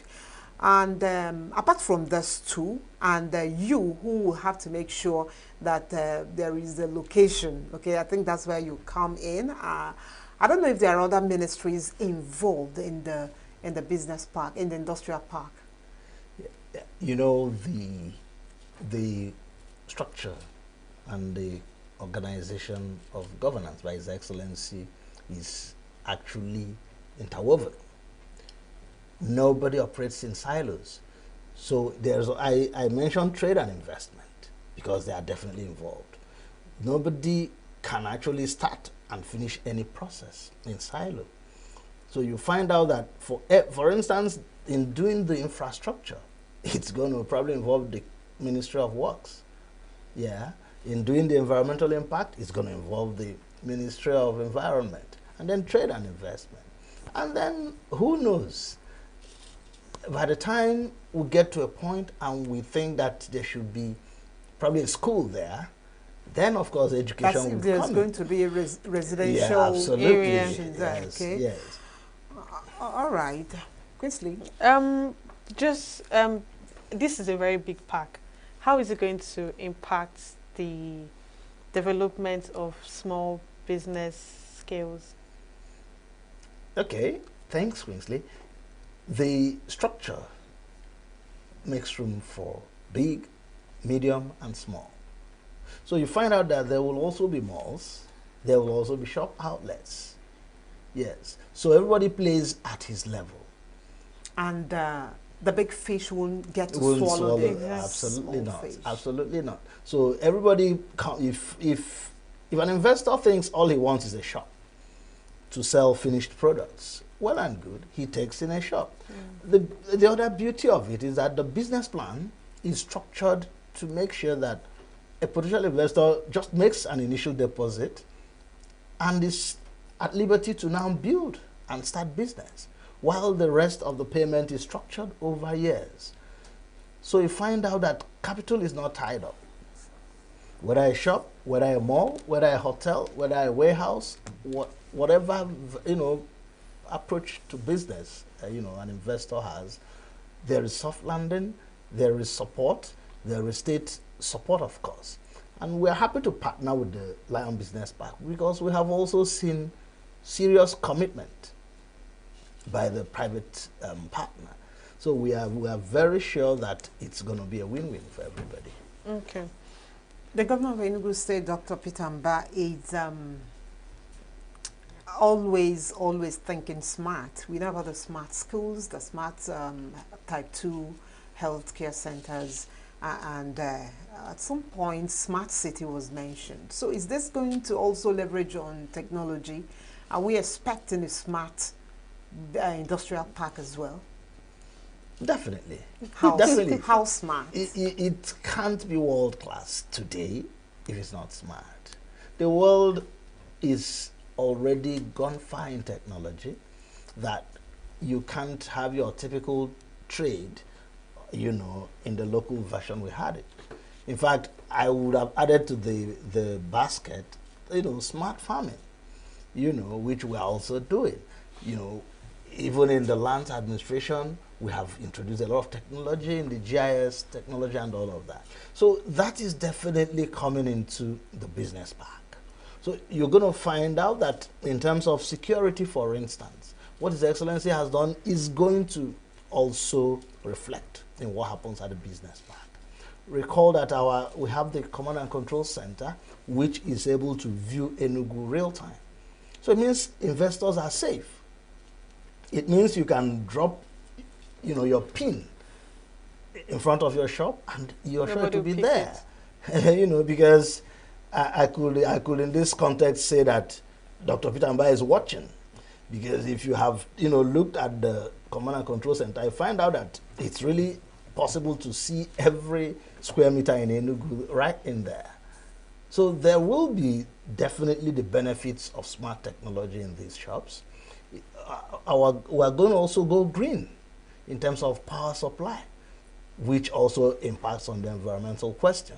So by the time we go green, find out that things like solar are going to be more attractive for power generation and power supply there. We know that this is about building the economy of Enugu State from 4.4 to about 30 billion. And now, we have an exportation problem in Nigeria now, with the tariffs and the rest of it. How is this industrial park going to benefit, export-oriented manufacturing? Yeah, it's an ongoing conversation, which was what I referenced when I mentioned His Excellency's remarks about the AFTA, like we call it, the Africa Continental Free Trade Agreement. Recall that this was an agreement signed by essentially all the African states, declaring the biggest free trade area in the world as at today. And His Excellency Dr. Peter Mbai called on the world to support the actualization of the terms and the spirit and the letters of that agreement. What it means, in essence, therefore, is that the market is there. By the time you are able to collapse customs issues, immigration issues, just within Africa, you will find out that we can trade here. The market is in Africa. So yes, we can still even take it beyond Africa, but there is a huge, huge market in Africa that if we're able to trade within ourselves, if we're able to, take our goods to the rest of the Western Africa, to Central, to North Africa, South Africa, you find out that you may not even be able to meet the demands of your customers. So what's the expected timeline for the completion and full operation of the industrial park? The industrial park is, I would say, ready for business. So what we're doing now is calling on investors to take advantage, because we expect that in the next 12 months, you might be a secondary buyer. Oh. Yes. In the next 12 months, you might be looking at buying from, an existing buyer.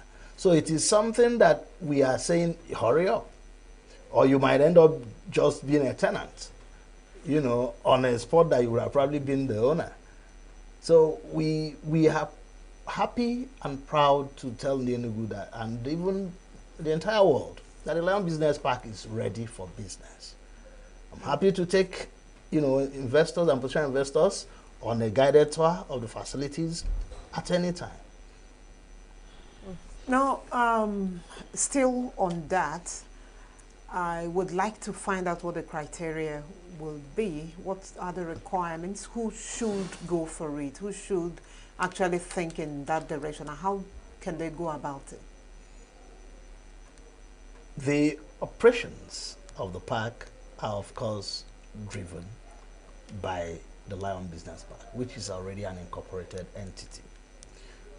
The state is a partner who, of course, is there to provide the support, the assurance, and of course the infrastructure for the business to run.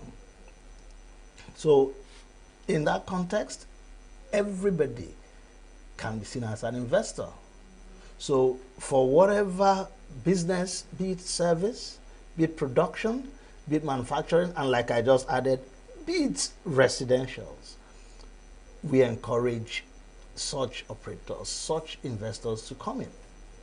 Recall that means even as a developer, you can take up the residential area and decide to build based on the plan. It of course means you could build to sell or build to lease or build to rent. So there is really room for every player. In terms of security, what are the laid out plans for it? People are going to be living in this park, and you know how rough, in quotes, areas like this can get. What are the laid down plans for security? I think the days of rough areas are gone as far as ENUGU is concerned today. Recall that on assumption of office, one of the first actions His Excellency the Governor Dr. Mba took was declaring an end to the so-called Monday sit at home at the time. And today is Monday. We hardly remember. Flashback 2 years before now, we wouldn't have been here today. So that has also reflected in our security architecture generally. So what it means today is that there's 100% assurance that the state is safe. We have, like I said, we have also deployed technology to ensure that there is 24-hour monitoring of the facility. The ground troops are there, the DRS team are there to monitor what happens there. And that tells you that, I'm sure you know that even the DRS team are working with vehicles and equipment that are AI enabled, that are able to actually, mirror what is happening at the command and control center. So security is guaranteed in this location. Okay. You're the commissioner for land, and land is one important piece of this whole issue. You think there will be further need for expansion of the park? I know you have mind-blowing hectares of land there, but do you foresee expansion? The drive, the instruction and the mandate of His Excellency are clear that we anticipate expansion or spill, soon. And what His Excellency has done is to also create an industrial corridor, a 20,000 hectares industrial corridor that runs on the highway all the way through Eziagu, Udi into Oji River. So for any spill in the future, there is already an industrial corridor, which is of course the highway taking you to Onitsha, to Asaba, to the mid. So that also creates those arteries, those linkages that would enhance the business of investors. So there is the expectation of a spill, expansion. And there is of course already preparation for that. All right, before we let you go, Honorable Commissioner, can you let us in on some of the latest development in urban development in ENUGU State? That is also part of your assignment. Thank you very much, Ngozi. I guess that's actually the primary assignment. And of course, I'm happy to report that today in ENUGU, His Excellency, the Governor, has declared about 9 of the 17 local governments as urban areas. You mind naming them? Wow. Okay. So I will take it from even the capital territory like we know it. Of course, that's ENUGU South, ENUGU North, and ENUGU East local governments. Then His Excellency has declared Udi, Nkano West, Nkano East, Nsukka as full urban areas, as well as Oji River local government. And you see that as achievable? Turning these other areas, other than the metropolis, yes. East, Enugu South, East, and North, yes. Turning the rest yes. to look like Enugu metropolis. Absolutely, it's not achievable. Just achievable. We're already pushing with the basics. The infrastructure build-out is already going on in these locations. I mean, like today, I have had to visit some locations, you know, at Udi, at Nkano East, and then last week I was at Oji River at the Economic Summit, and you find out that there is so much excitement at this declaration, and you find out that both the ENUGU and investors coming out from outside ENUGU are excited at the implications. Because what we see now is that His Excellency is better able to drive development in these locations. What he doesn't want is where parts of ENUGU are springing up as slums. Because that's the danger when you allow a place to develop without plan. But having declared them urban, it gives us the responsibility to plan these locations and to guide their development. If we anticipate that there should be a dual carriage, for instance, cutting from one end of that, let's say, Oji River through Udi, through Nkano West, we plan it. We don't wait for that time when you have to now go and start maybe taking out houses already built up and all that. If there are locations that are going to be designated for industrial purposes, like what we have just done at Eziago with the industrial park, we'll do it. We'll plan it. If we need to do acquisitions, you know, do compensations to those that their lands are affected, we take care of all that. We don't wait until it looks almost like a tall order. When you see a built-up area, that could be quite difficult. So in his typical visionary approach to leadership, His Excellency has taken this bold step, which, as a matter of fact, is consistent with the Land Use Act, because the law gives him that responsibility to periodically assess the entire state and determine and designate areas as urban. That is just one. And I'm also excited to speak about our approach to the geographic information systems, which again tries to put our entire lands ecosystem in a digital and digitalized form. It means we are gradually downgrading the paperworks and taking our processes to the digital platform. It gives more assurance to your investors. It also makes it easier in terms of the mapping and the planning of these locations. Certainly there are challenges. There's no noble act that does not face hiccups. Yes, there are challenges, but I would say that the chunk, maybe 99% of these challenges were also identified at planning. If you also look at the statement of purpose, which His Excellency presented to the ENUGU as his manifesto, it identified potential challenges. So His Excellency took time to actually plan. This is where we're heading. These are potential challenges, and these are our most likely, initiatives to also avert these challenges. So sometimes it may require having backups for your plans. Sometimes it may require having buffers. Sometimes it may require having strategic engagement with stakeholders. Of course, we know how land, for instance, can be quite topical and contentious. So His Excellency would always instruct us, engage. It's not enough to have the best of plans or ideas. If it is not sold and bought, the people may not even be excited. Like with the Lion Business Park, you find out that because under the leadership of His Excellency Dr. Peter Mba, we were able to engage sufficiently. The communities were excited. And there are no litigations? No, not at all. Okay. Not at all. Everybody is happy to key into the process. All interests are protected, and the business park is running. All right. I think on that note, we conclude this conversation. We appreciate your very resourceful contribution to the discourse this evening. Thank you very much, Barrister Chima Okorie. Thank you so much.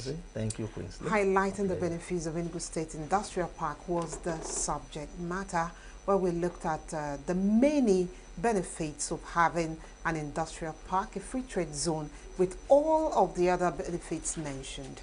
We'll be going on a break. When we return, we'll be having a second discussion segment on the Signature Evening. Stay with us.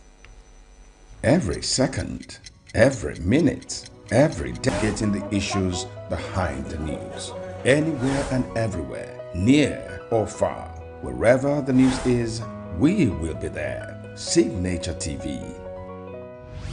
News in your pocket.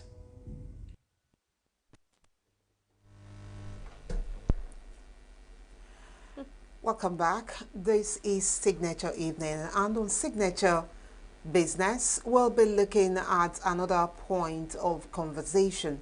In Nigeria, as a country, is currently facing one of its worst economic crises in probably a generation. And it has long been acknowledged by policymakers, by academia and other stakeholders that Nigeria needs diversification of its production base to grow in line with its potential to become a major player in the world economy by virtue of its natural and human resource endowment. The last part of the sentence is captured from the Government of Nigeria's Economic Recovery and Growth Plan, ERGP. It continues. However, this potential has to a large extent remained untapped over the years. The need for diversification is especially notable for exports. The international demand for Nigeria's main export, crude oil, has historically been sufficient to drive growth in Nigeria. The other side of the coin is, of course, that a very large dependence on crude oil exports makes Nigeria extremely vulnerable to downward changes in international oil prices, which is beyond control of Nigerian policy makers. Hence, diversification is an integral part of the ERGP. The question is how to achieve diversification. But we'll be looking at the Nigeria's dwindling economy and the way forward with the Director, Export Chamber of International Trade and Investment, Tony Odukwe. Good evening, Tony. Thanks for joining us. It's good to see you again. Good evening, Tony. Good evening. Right away, it's no longer news that we are faced with what was probably economic dwindling downturn in decades. Yeah. That has led to anger, that has led to frustration, that has led to Our economy is almost like a mono economy. Nigeria is, for me, the second most blessed economy globally. I always say that number one is Congo DRC. There's no country anywhere on the map that is as blessed as Congo DRC, you know, in terms of natural resources. And then after Congo DRC, there is no other country that I can, you know, look to other than Nigeria. And so how are we not able to open up these sectors and actually create economic growth for the economy where we're able to create employment and actually grow our GDP, you know? But our politicians are not able to do that. And so that's why I keep saying they're just incompetent. Well, it's either they're incompetent or they're just too wicked to care about the citizens of the country, really. Because trust me, what you simply need to do is open up some of these sectors, especially in the mining sector, right? A place like Abakaliki has all sorts of solid minerals, you know. Abakaliki has, for example, lead ore. That a container, a truckload of lead ore could be selling in the international market for $45,000 or more, right? And so why should a state like that be poor? The same thing goes to ENUGU. ENUGU has a lot of natural resources that you can activate, bring in people, open up bids, you know, for exploration licenses. And then you can find both local and international investors coming in to scramble for these licenses. And that way you generate a lot of income for the state. So there's a lot of things that can be done, actually. But I want to stop there right now. And no, it is basically the leaders and nothing else. So not just that it's the leaders. I said primarily I would like to dwell on the leaders because they are the ones that are not getting it right. They are the policymakers, right? And so there's nobody else to blame but the leaders because they are the ones making the policies that actually govern the economy, right? There are a lot of other problems that we have that you can actually bring down to, to the private sector, we in the private sector, there are certain things that we're not getting right as well. People believe in somebody opens a restaurant and is doing very well, then everybody wants to start a restaurant business. Okay, Mr. A owns a boutique and he's doing very well. He has a Jeep sitting in front of the boutique that everybody wants to run. We have to be more creative, you know, in the way we do our business. And there are a lot of things that we can do. Now, about 12 months ago or more, a couple of companies, more than 12 months actually, a couple of international companies, you know, stood up and left Nigeria. What the media would tell you is that, oh, this company's left. And they would paint the picture like these companies failed or they went out of business. It's not really the case. What it is that Nigeria became very difficult, you know, to do business in. And so what did they do? They decided to close their operations here and export it to somewhere else where the economies are working better, right? But the idea we get is that, oh, this company's folded, oh, they went out of business. They didn't go out of business. They just moved somewhere where it's easy to do business. And so this is what the private sector should be doing. What is Nigeria's gross national income today? It's very poor. We used to judge economies that are doing well with the GDP, the gross domestic product, right? And that is a sum total of everything a country produces in a fiscal year, right? And you look at it and you say, okay, this country is doing well. But look at 40%, right? So working families, practically, the middle class has been eradicated in Nigeria. And so the middle class, what we used to call the middle class families, and the middle class families anymore, they are poor. A lot of them can't buy a loaf of bread. So there's something I call the luxury list. A lot of items that we used to purchase in the Nigerian market have gone into the luxury list. Gas is one of them. Many Nigerian families can't afford to buy a 12.5 cylinder of cooking gas. Many Nigerian families can't afford to, you know, pay 1,500 naira for a loaf of bread, right? Even charcoal. When gas got so expensive, people moved to charcoal. Many Nigerian families that you used to call middle class can't afford to sustain charcoal for a month.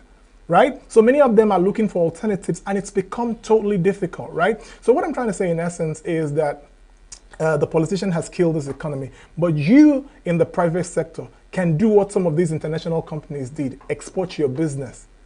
Because the gross national income in Nigeria is very bad, the Nigerian customer is the most unfortunate customer to have for any business right now. So you can't depend on them to spend, because if they're not spending, businesses are not growing. If businesses are not growing, they're not paying taxes. If they're not paying taxes, government is not generating IGR, right? So what you can do in the private sector is to take your business in this dying economy, relocate it to a booming economy somewhere, and generate forex. And that's for Nigerians, right? For Nigerians in general. Okay. Yeah. I don't know what to make of what you just said. That's in no way going to help the economy, generally speaking. How is it not going to help? Let me tell you how. If you move out, save the business. Are you talking about export? No, save the business and then you save the country.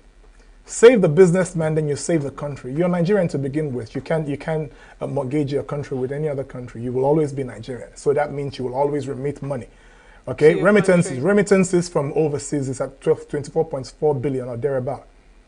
That means money being sent by Nigerians that live overseas. It's a major contributor to the Nigerian economy.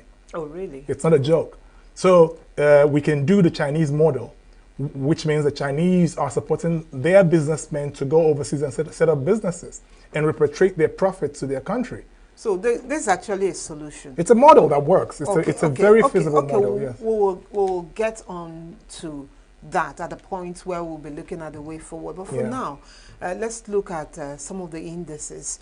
Now, up until the Hope Agenda and all of those. We had Vision 2020. We had Vision 2020. I didn't know I was going to be here by 2020. Food for all in the year 2020. You know. What actually went wrong? We had policies, and the intent was to make the economy work. And I'm not sure there was a success. You know how it is with me.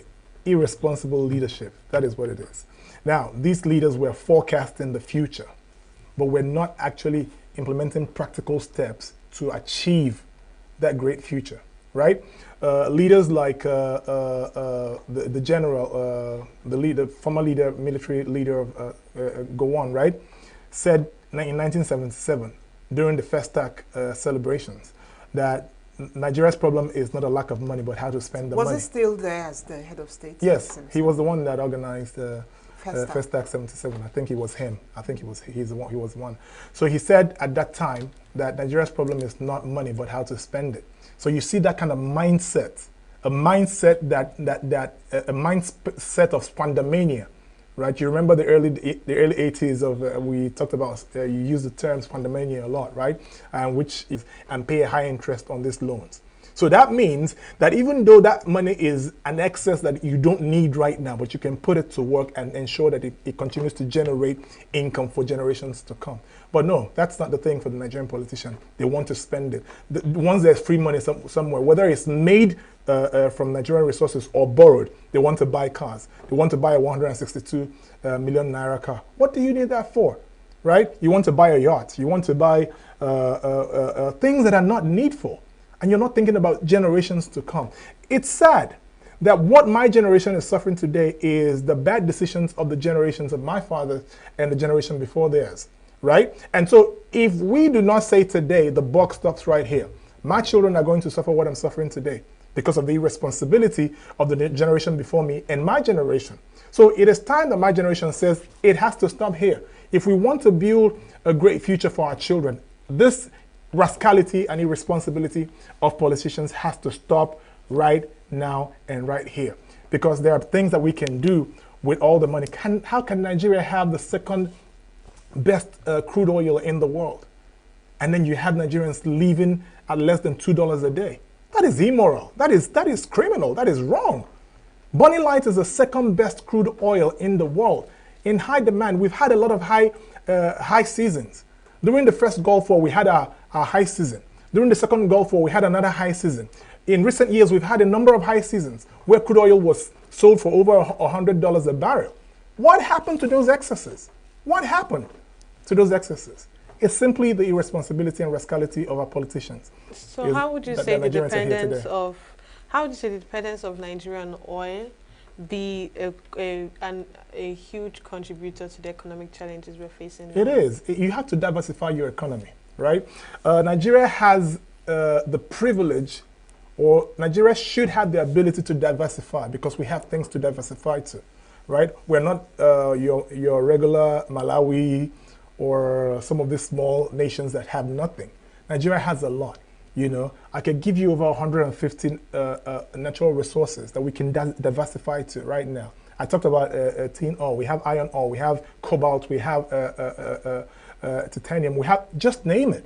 We have some of the most volatile, financially volatile, financially powerful raw materials, right?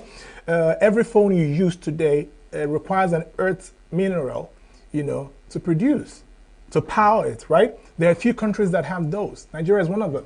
Congo DRC is another one, right? And you ask yourself, why is Congo DRC fighting a war the last 30 years? I know why. A lot of people don't know why.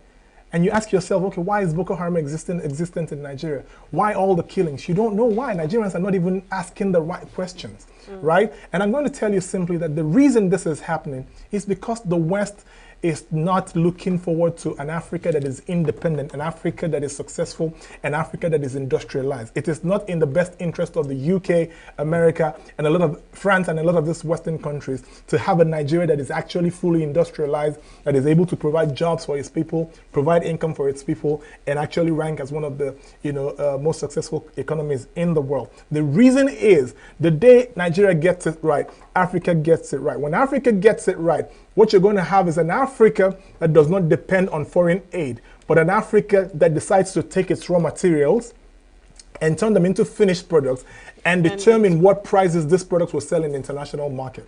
And when that happens, the West will be in trouble. So what role exactly can diversification play in stabilizing the economy now? A lot. When you diversify, you move away from just oil. Let's say we move into agriculture. What happened during Goodluck Jonathan's regime, I think around 2012?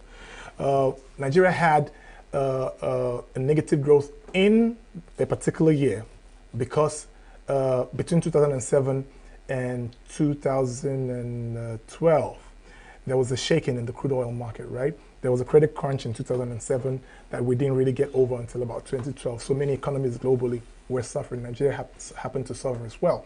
But by 2012, we had started to recover, but not fully. Around 2012, Nigeria was one of the great, fastest growing economies in the world. But we had a negative growth, I believe it was in 2012. But because Goodluck Ebere Jonathan's regime decided to diversify into agriculture, we had great productivity in 2012. So the losses we had in crude oil sales, we made up for in agriculture. And so it was a profitable year for us as well because we were able to diversify into agriculture. Food, you can't go wrong with food. Everybody has to eat. So if you want to become a millionaire in Nigeria today, farm yam. It's that simple. You can become a millionaire, multi-millionaire in 1 year just farming yam. So yam is a global multi-billion-dollar industry. We can, not just yam, I mean a whole lot of other products we have. So you can diversify into agriculture and make, trillions of dollars just farming. But you can do one that is even better. Don't just farm it, process it as well.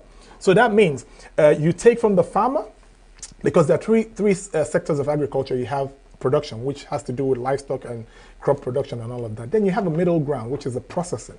We've had this discussion a number of times in the past. You have the processing, and then you have the business, side of agriculture, right? So you can create trillions of dollars and create a lot of jobs between this value chain, this value chain.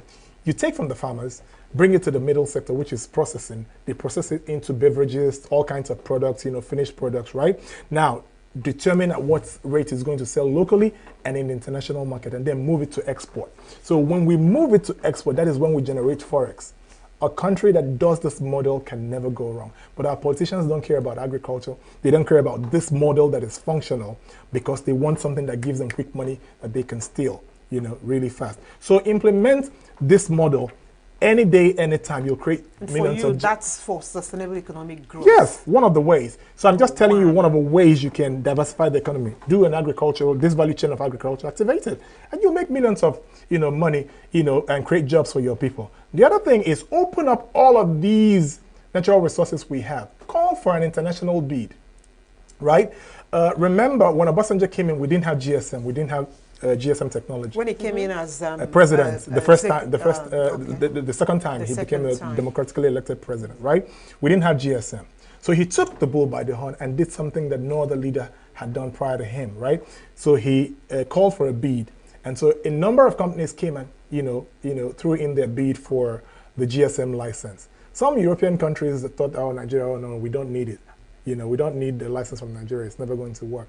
And then MTN came in, right? MTN paid heavily for that GSM license, but they made so much money from that. But then it had a multiplier effect on the Nigerian economy, right? It created a lot of jobs directly and indirectly. People were selling recharge cards by the street and feeding their families. People were selling phones. People were importing phones and feeding their families. MTN was making a lot of money. MTN made so much money that in a particular year, they were able to move out $5 million or $5 trillion from the Nigerian economy in a particular year, right? And that was because a leader decided to diversify, from the regular systems of telecommunications that we had to a new technology that had great potential. So do the same with, with our natural resources. Call for bids from all around the world. The Japanese can come and bid, Americans can come and bid, to come and explore the different resources that we have, natural resources, earth minerals that we have, right? When they come in, they pay you heavily for the licenses.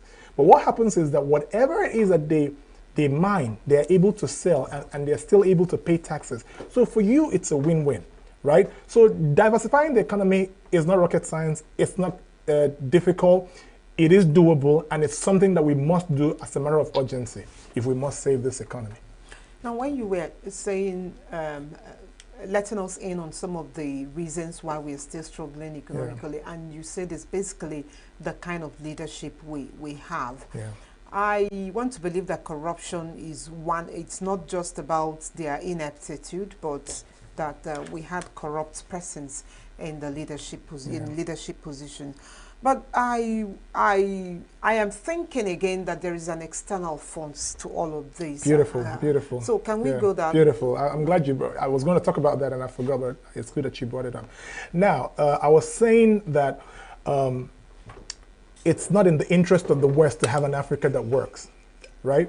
The reason is this. The West does not have as much natural resources as we do in Africa. Africa is the last frontier. Africa has just naming all the right natural resources that any region needs to prosper, right? Look at, for example, Burkina Faso. 4 years ago, Burkina Faso had a stooge of the West as a leader, right? And this leader had been in power for almost 30 years or more. Burkina Faso had a very incorruptible president, military president, many years ago, more than 30 years ago, Thomas Sankara, right? Thomas Sankara was a young military soldier that came in and took over power and kicked out, the leaders of Burkina Faso at the time. The name was Upper Volta. The name of this country was Upper Volta. Follow my my lead. I'm trying to tell you a story here. Okay. So Upper Volta was the name, and he didn't like it, so he came in and changed the name from Upper Volta, I believe it was Upper Volta, to Burkina Faso, or people that cannot be corrupted, right? So this young man started doing great things in Burkina Faso, investing in agriculture, cut down on government spending, decided to drive just one little car, right? At first he said that all ministries, 2 ministries to 1 car, but eventually found out it wasn't feasible, so he decided to give every minister a car, right? But not a very flamboyant car. So he started doing great things in Burkina Faso. He kicked out the imperialist France from Burkina Faso.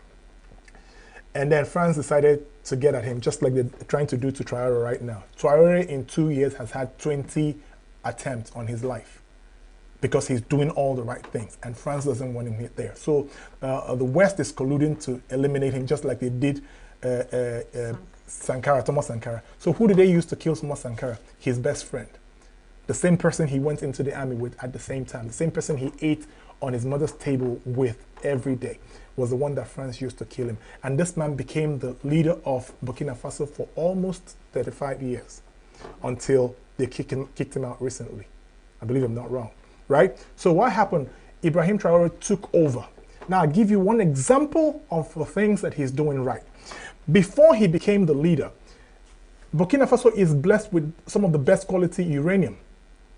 France was buying Burkina Faso's uranium at 80 cents a kilo. But the international going rate is 200 euros a kilo. So imagine how France is able to power its country at almost no cost, exploiting a little African country that is actually struggling. And so they were buying a kilo of uranium for 80 cents when international going rate is 200 euros. So what did Thomas Sankara Traoré do? He kicked him out and decided to start selling at the going rate of 200 euros. And so in 1 year, Burkina Faso became one of the fastest growing economies in the world. And today he's able to build industries for his people. Today he's, breaking records, becoming the biggest producer of onions and a whole lot of other stuff he's doing with all that money generated from these natural resources. So if Nigeria were serious, we can bank on our natural resources without corruption, with fair play, with equity, with sincerity. If our leaders truly wanted to make Nigeria one of the greatest countries in the world, what Ibrahim Traoré is doing today is what our leaders need to be doing. Invest in our natural resources, bank on our natural resources, bring in people who can, explore them. Like Dangote is doing. Dangote has set up a model that is functional, and he has proven that this is doable. But what are they doing? They're trying to stifle him to make sure that he doesn't succeed. So we need to encourage more Dangotes, whether they're locals or they're foreigners, to come into Nigeria, invest, in industries, invest in agriculture, invest in mineral exploration, so that we can generate a lot of income that actually grows the Nigerian economy. I don't know if that answered your question. You did. Yes. Okay, let's look at the Naira itself, the value of the Naira now. And how can Nigeria tackle inflation and as well stabilize the Naira? It's quite simple. It's really quite simple. That's why I said it's either these politicians are illiterate, or they're just too wicked to actually want to do the right things. It's really simple. To stabilize the economy, you need to export. Why is the economy in shambles? Let me tell you the simple reason our economy is in a bad place. We're a consumerist nation. We're consuming more than we're exporting. And so because we're consuming a lot, and there's this craze of, I make this analogy all the time, and I'm going to do it in this studio as well. Look at everybody in this studio right now. All of you are contributing to the problems of Nigeria's economy because you want to wear Western. You Yes. want to wear Western. Absolutely. So you see that if you look at yourself, I'm not trying to be mean, but trying to make a very solid point here. If you look at yourself from head to toe, you find out that there's a white man living in Asia or in Europe who will make money from you till the day he dies without necessarily coming to Africa.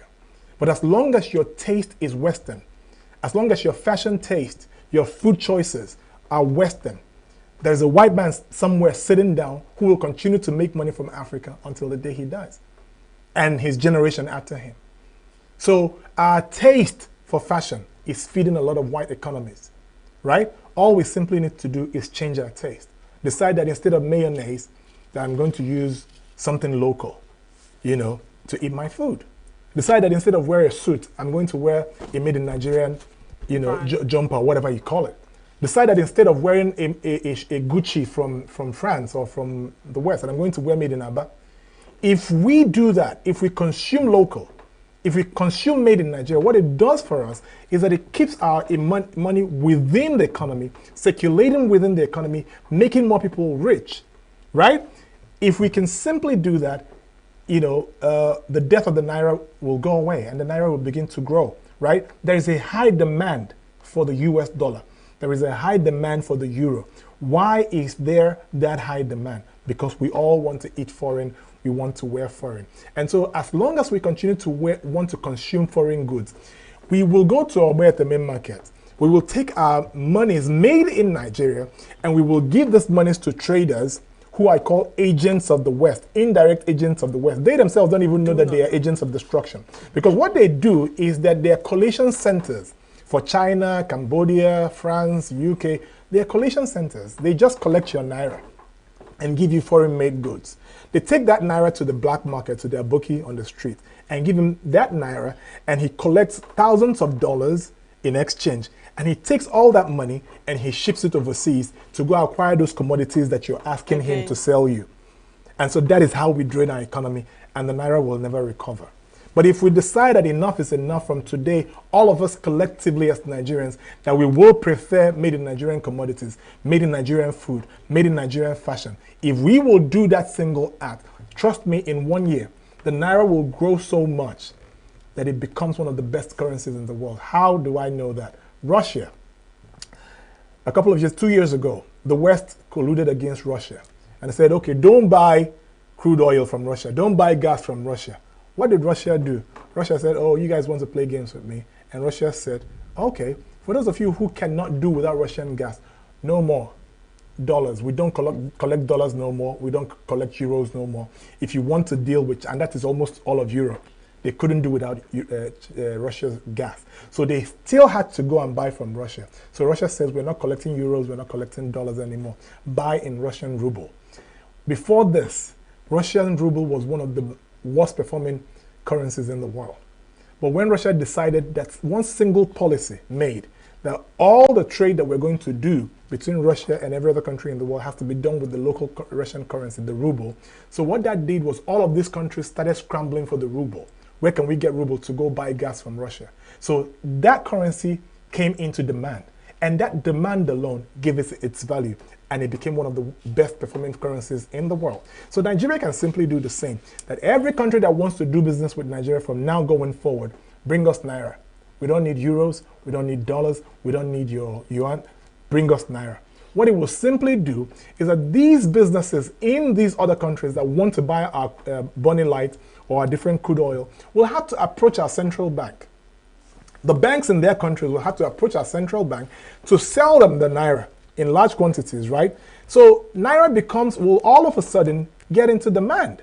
That demand on its own gives its first line of protection and value. And so they will buy the Naira in their countries and bring it here to come deal with us.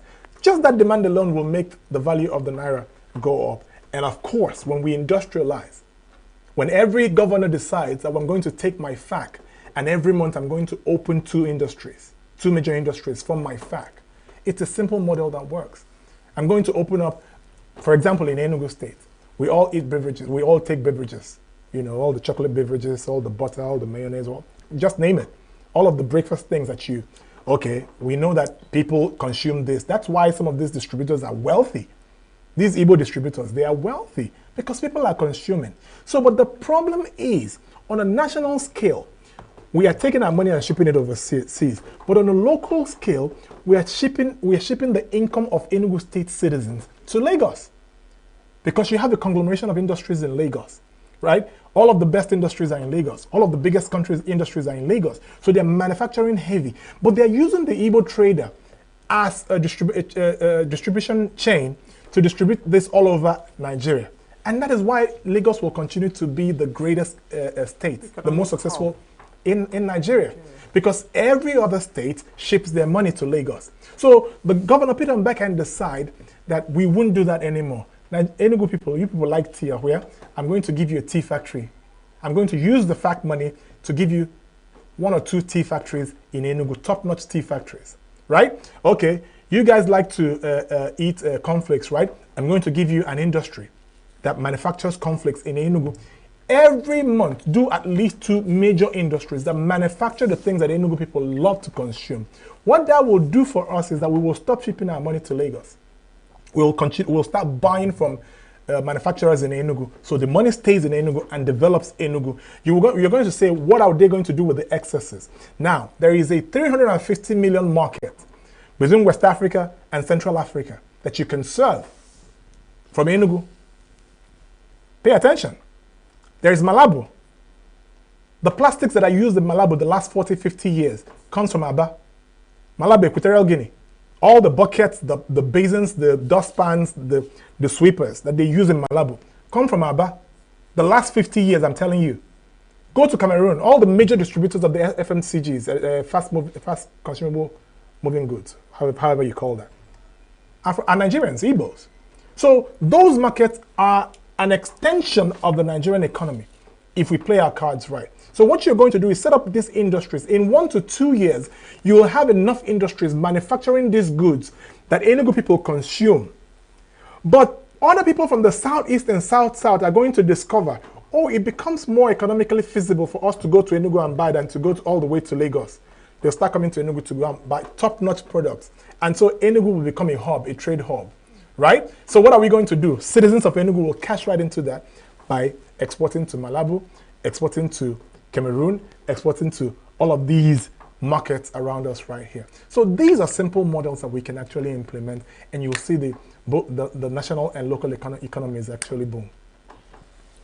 Okay, I was going to ask you if there's a correlation between economic situation and security situation. But in the light of this whole situation, do you think that sorting out our security issues, because we're also experiencing security crisis in Nigeria, do you think that sorting it out will also help kick the economic situation of Nigeria? Absolutely. You need foreign direct investment, what we call in economics FDI. If I was a foreign investor, I wouldn't go to a place where I know that my life will be at jeopardy. And that your investment may sink. That's right. So if I wanted to go to a place to go and invest, the number of indices that I have to look at, I have to look at this gross national income that I talked about. I have to look at the GDP. I have to look at the HDI, Human Development Index. I have to look at security. I have to look at ease of doing business. So there are a number of indices foreign investors look at, right? If you're ranking low on any of these indices, you become less attractive for foreign investors. But security is absolutely very important. Some investors will look away from the HG and a whole lot of other stuff like power, you know, and come anyways because, of course, they know that some of these, the absence of some of these indices will actually give them more profit and less competition. So they may come anyway. But when they know that if they come and invest here, that there's a high chance they're going to be kidnapped and killed, they wouldn't come at all, right? So it's absolutely important for FDA that you're safe, your country is safe, your region is safe, that you have good police network, and that you're actually doing proper policing. It's absolutely very important. It's also very important for local citizens to know that I can travel from here to, in the last 2, 3, 4 years, I haven't gone anywhere. I haven't gone anywhere by road. If I can't afford to fly, forget about that trip. I have a very important meeting in Abuja. I haven't gone yet because the cost of flights are so expensive. But that important meeting is not as important as my life. And so I'm not going anywhere. And so the business that I could have done in Abuja, that would have given me some money that I would need to spend in ENUGU to help grow the ENUGU economy, is sitting still in Abuja because I can't get there, right? So security is totally very important to economic growth. It is tantamount, it is paramount. You can't play with it, right? But then the other thing is, well, I'm going to tell you something that's controversial, and I'm going to say it anyways. Go ahead. Bill Gates is not far-fetched from the insecurity that you find around the world. Bill Gates is not far-fetched from the headsmen and Boko Haram. France is not removed from the insecurity that you see. Now, are you saying that he's benefiting directly? Yes. Bill Gates is decimating the agricultural sector all over the world, not just in Africa. In India, in Europe, you know, they are paying farmers in Europe to take their harvest and let it sit in the field and rot. And then they will pay them the full value. But they don't want them to take those goods to the market or plug them into the normal supply chain and actually distribute them all over Europe. They want your tomatoes to rot. They want your potatoes to rot because they have vested interest. They're looking to control the world, and whoever feeds you controls you.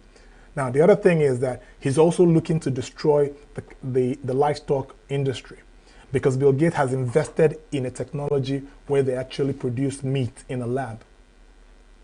Lab-produced meat. Bill Gates is one of the major investors in that technology. So it's not in his best interest for you to continue to farm cattle. If you continue to farm cattle, he won't be able to recoup his investment, right? And so he's telling you that the cattle around the world are contributing to the depletion of the ozone layer. That's dumb. You can't tell us that. You can't tell us that cow poop is producing methane, and methane is the methane produced by these animals are destroying the ozone layer and causing global warming. That's crazy. And some people at WHO are colluding with him to do this. Ask yourself, why has Trump pulled away from WHO? Why has Kenya decided they're pulling away from WHO? Right? So it is by design that Boko Haram is in the north destroying lives. And yet there are Westerners living in the north making a lot of money mining our natural resources. In Zamfara, mining is going on, and yet Boko Haram, they say it's not safe.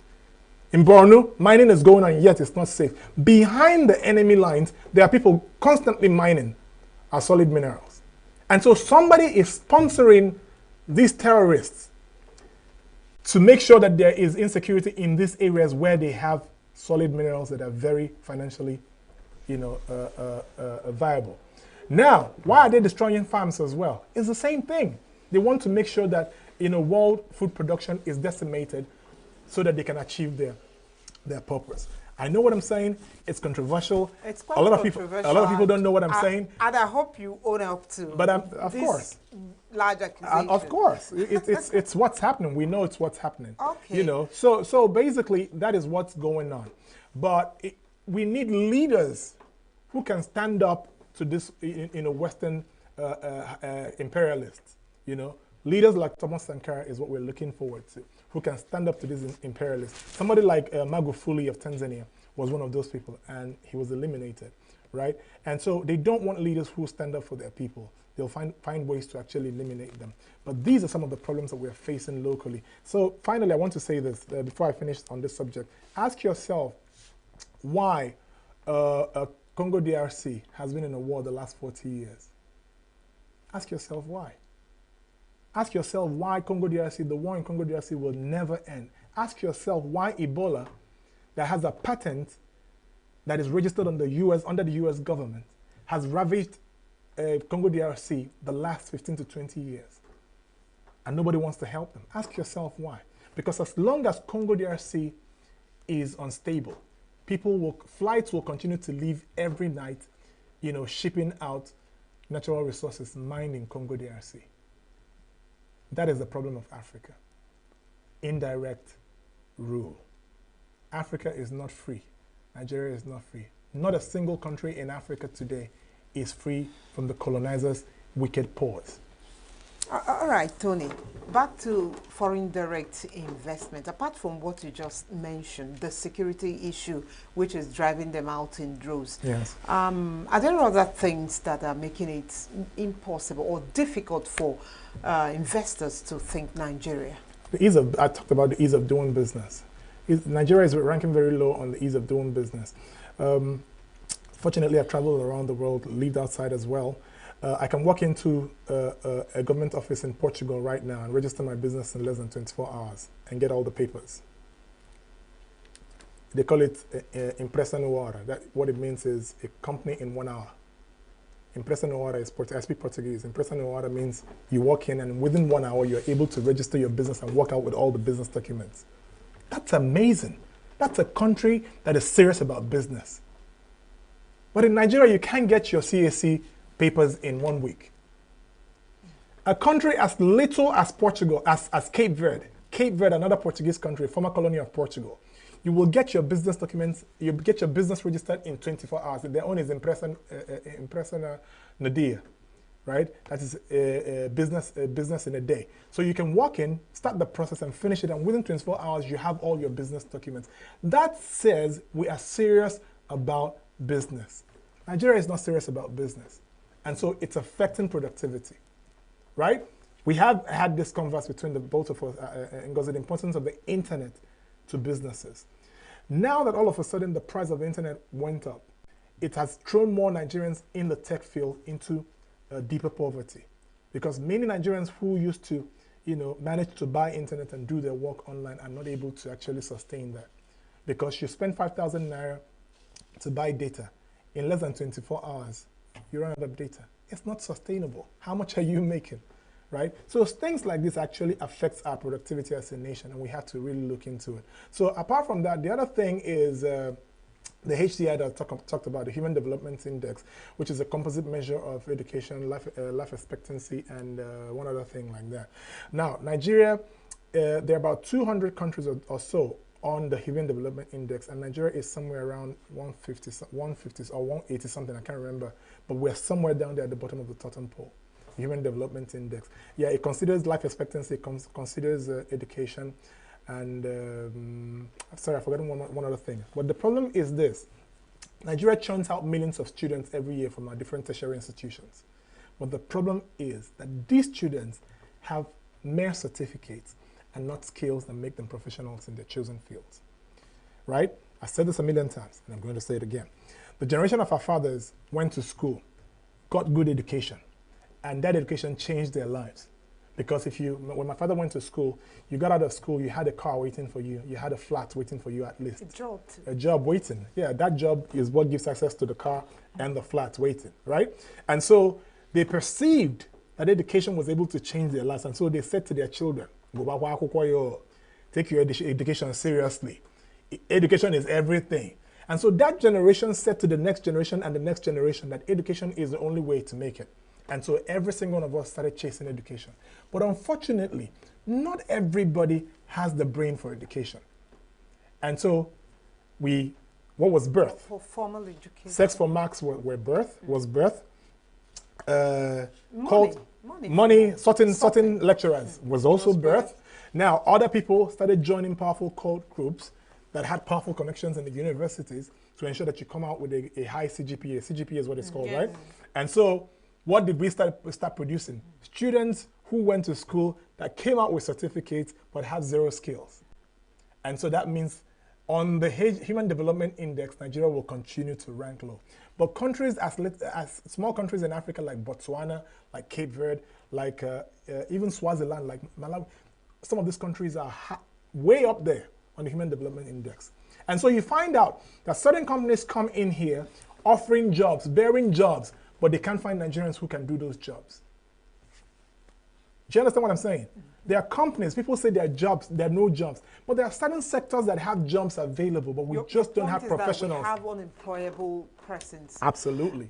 Now that you have mentioned it, I don't know if you agree that Nigeria has significant youth population. Absolutely. Okay, so do you think that if we also begin to look the way of the youth in terms of getting them employable Yes. to start with, and create more job opportunities and harness the potential of these young persons that can also have a major effect on Absolutely. Now, what I'm recommending, I've said this at different meetings and different events, where important people who can, change this policy were available, but they just don't care, right? Our educational system is faulty. The reason it's faulty is that there's a discrimination, high-level discrimination going on in our educational system. You're saying that people who have BScs are better than people who have HNDs, right? So you see that there's a discrimination. There's a chip on the guy from a university graduate. Right from the NYSC. That's right. And so they treat the people with the HNDs like they're like second-class citizens. And that is taken into the boardroom as well, where employment decisions are made. So you're saying, a different cadre of our, societal or professional life, that people who have HNDs are not good enough, right? Now, the people who have HNDs are discriminating people from the technical schools. And the people from the technical schools are discriminating against the artisans and the mechanics. But the truth is, none of these university graduates are able to do their assignments. A lot of times they go to the mechanics on the street to help them do the assignments when they were in school. Because these guys are practical professionals who have no degrees, but have seen every problem. Experience from the field. Seen and solved every kind of problem in their field. But what you've acquired is theories. Theories for those of you who actually studies. Millions of them don't study, right? And so what you find is that is affecting our productivity. But what I recommend is that not everybody needs to go to the university. The university degree is important if it comes with a skill, if it acquires a skill, right? But there are trainings you can get in 6 months. And you'll get job offers from Facebook, Google, some of these top-notch tech companies. 6 months trainings away from your university That's right. studies. And so that means that you don't necessarily have to go to university to have a good life. All you need to do is acquire some of these things. You can actually acquire, there's some tech schools that I wouldn't mention because I wouldn't give them free publicity here. But there are some tech schools even in ENUGU here. One is at Zik Avenue, the other one is at Chim Avenue. You can go there and get some of these tech skills and be certified from them. And you can get international jobs just acquiring these tech skills. Ask me what kind of skills. You have cybersecurity. You have data analysis. A lot of tech skills that you can acquire right now. Now that you're going to live such a good life, making so much money, working for people remotely. You can live in Nigeria and work for people all over the world and earn in foreign currencies with these skills.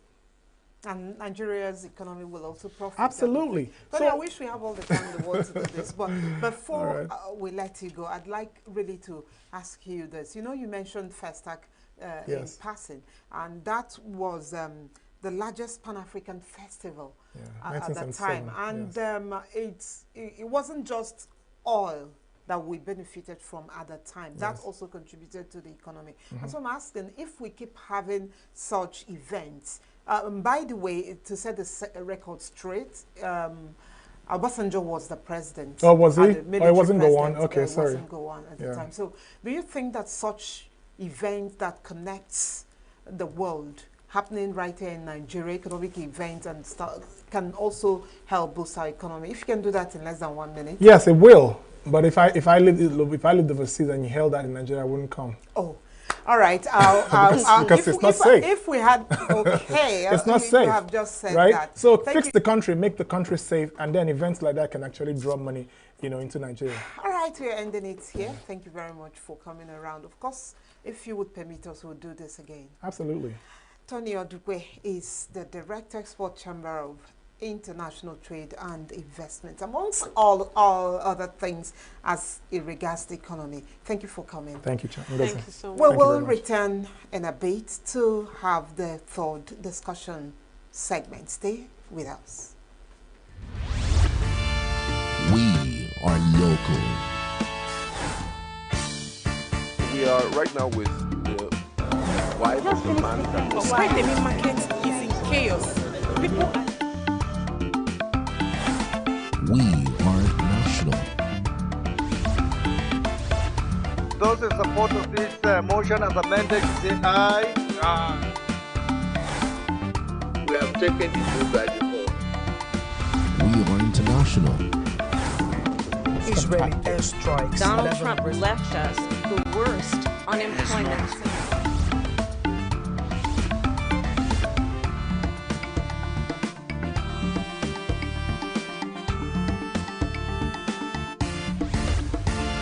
Signature TV, news in your pocket.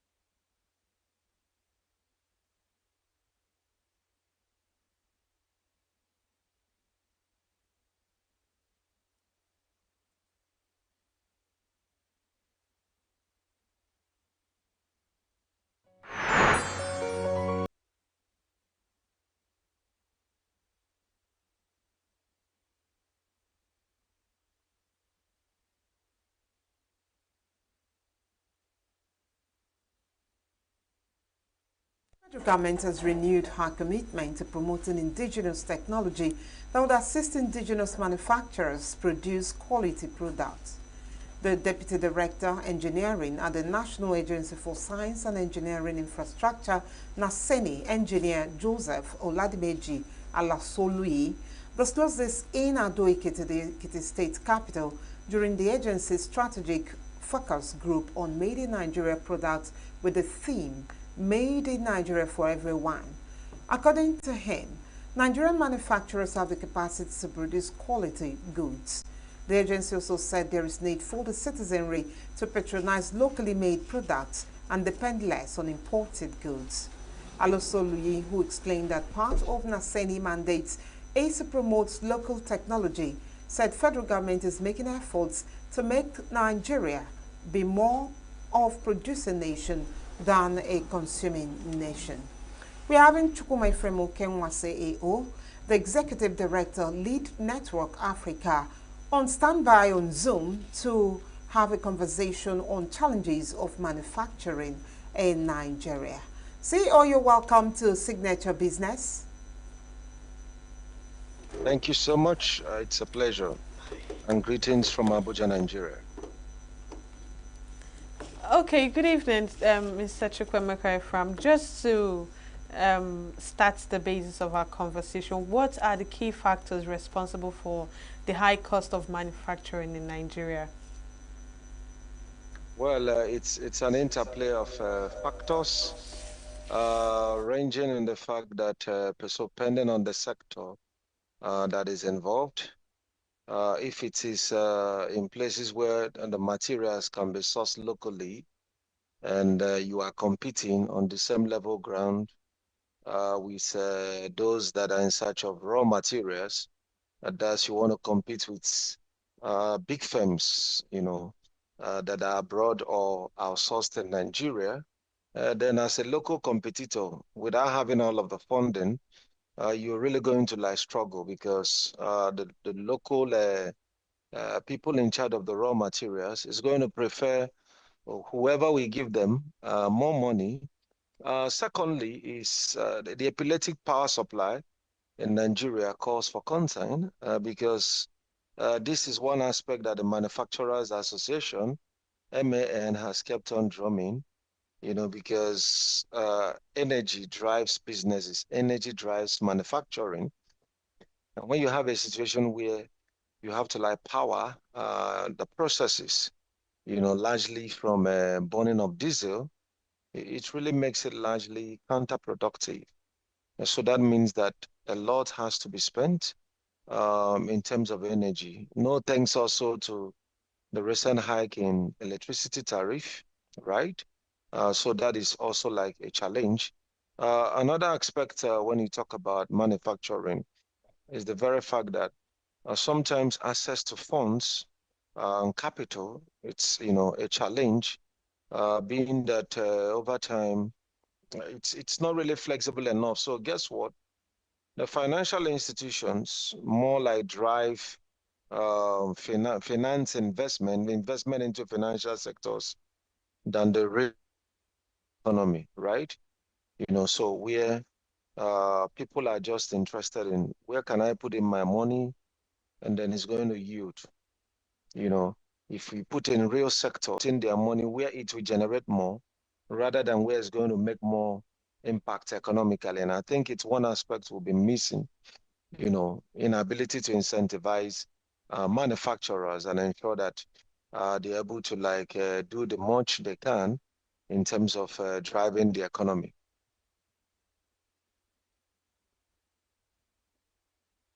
You mentioned, I don't know if I can, you're still on with us. Okay, you are. There's something you mentioned about assessing the raw materials. Are you saying that all manufacturing going on in Nigeria source their raw materials here? Or are we also faced with sourcing raw materials from elsewhere before we can manufacture some products here? I would say that largely, right, because, as a third world country, who is also a nation that is rich with natural resources, right? Literally ranging from solid minerals to raw agricultural products, like you want to refine to the next level, right? For other aspects, maybe that has to do with maybe things like coupling, right, or assembling of vehicles. Maybe yes, largely you could import all of those parts, beyond the shores of the country. But I can also tell you that in many things, we start from the scratch. Like for instance, anybody that is building understands that using wires made in Nigeria is far more estimable, right, than the one coming from China. So when you go to building shops to buy wire, Nigerian one is, sold higher and stuff like that. So, but the challenge even is that because government has not been able to incentivize manufacturing as it ought to, right? What you even have is like some people closing shops. We are no more manufacturing, like shut down. And so what will those into production of raw materials do? Just to move it beyond the shores of the country, right? Into where they have need for it. And then at the end of the day, as a nation, we could now largely depend on every other product but the ones made in Nigeria, right? And that also reminds me that part of the challenges that some of these guys face, aside from that I referenced that particularly in wire, Nigerian wire for housing, it's more esteemed than some other ones. But when you talk about like many other products, Nigerians tend to esteem that which is exotic, that which is foreign. And when we don't buy Nigeria, right, then certainly that's not going to be like a sort of incentive to local manufacturers, right? They are not going to have all of the money they need to actually survive, all of the harsh business realities. Because guess what? You start a business with a certain capital, right? As a matter of fact, any business that the model is only to strive and not to thrive cannot really survive business harsh realities. Because first is that inflation is constant. There will always be inflation, right? It's one of the things that keep money, to still retain its value. Relatively, things are not expected to go down. They will just keep going up. In some cases, maybe as price control, you could have maybe fuel come up a bit and then, but on the average, when you check, things amount we bought for 10 years ago is certainly not, what is going to be. And even if Nigeria becomes so great, you are sure it's not going to get back to those days of 67 naira, 87 naira, right? So that means with all of the harsh business reality that face business people, you also now talk about multiple taxation, right? Harsh business environment, some policies of government that makes it tough for businesses to actually survive, let alone thriving. And that means that many people would actually not be able to survive. They won't have any business, to nurture, if they don't actually apply some extreme measures to keep themselves in business. Still on this, we've all been encouraged and almost all the time to shop Nigeria, to patronize Nigerian goods. But we still have majority of business people still importing from the Western world. This competition and the taste, majorly of Nigerians buying foreign, does it not affect the manufacturers as well? It does, but in terms of a preference for that which is produced beyond the shores of the country, a lot of factors come into play. First and foremost is, you remember those days where like you want to buy a kilo of turkey or chicken from the ones that from Nigeria, right? Maybe you want to buy like a full chick that when you weigh, it will be slightly less than 1 kilogram, right? And then you are paying maybe about 7,000. But just to go to a mix shop, those ones brought in from Cotonou, the 1 kilo, you are getting it 3,200, right? Now, it's cheaper. Why is it cheaper?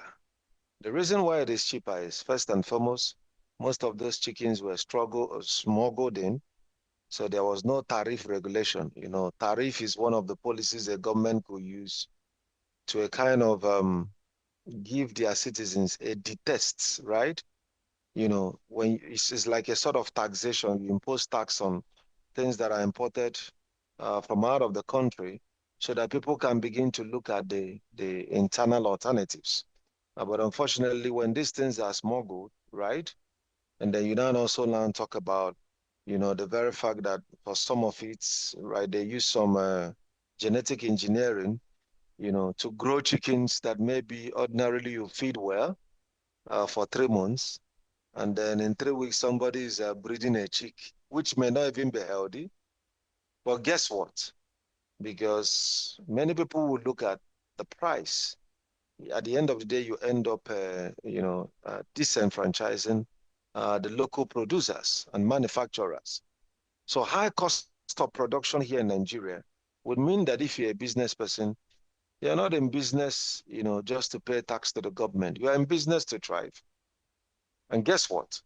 If someone that is bringing, some of those things, or if myself as a business person discover that importing those things, right, and selling would be far cheaper for me than producing it myself. It just makes business sense, right?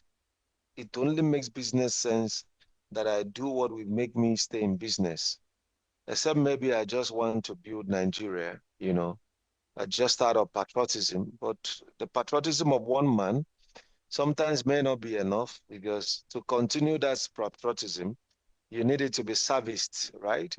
By consistency in doing something that puts food on your table. So I think that basically the harsh business environment, impacts the costs, because before you fix your price, you want to check, okay, all of the taxes we pay for the government, all of the energy, the monies you spent in powering your business, right? All of these, all of that, all of that.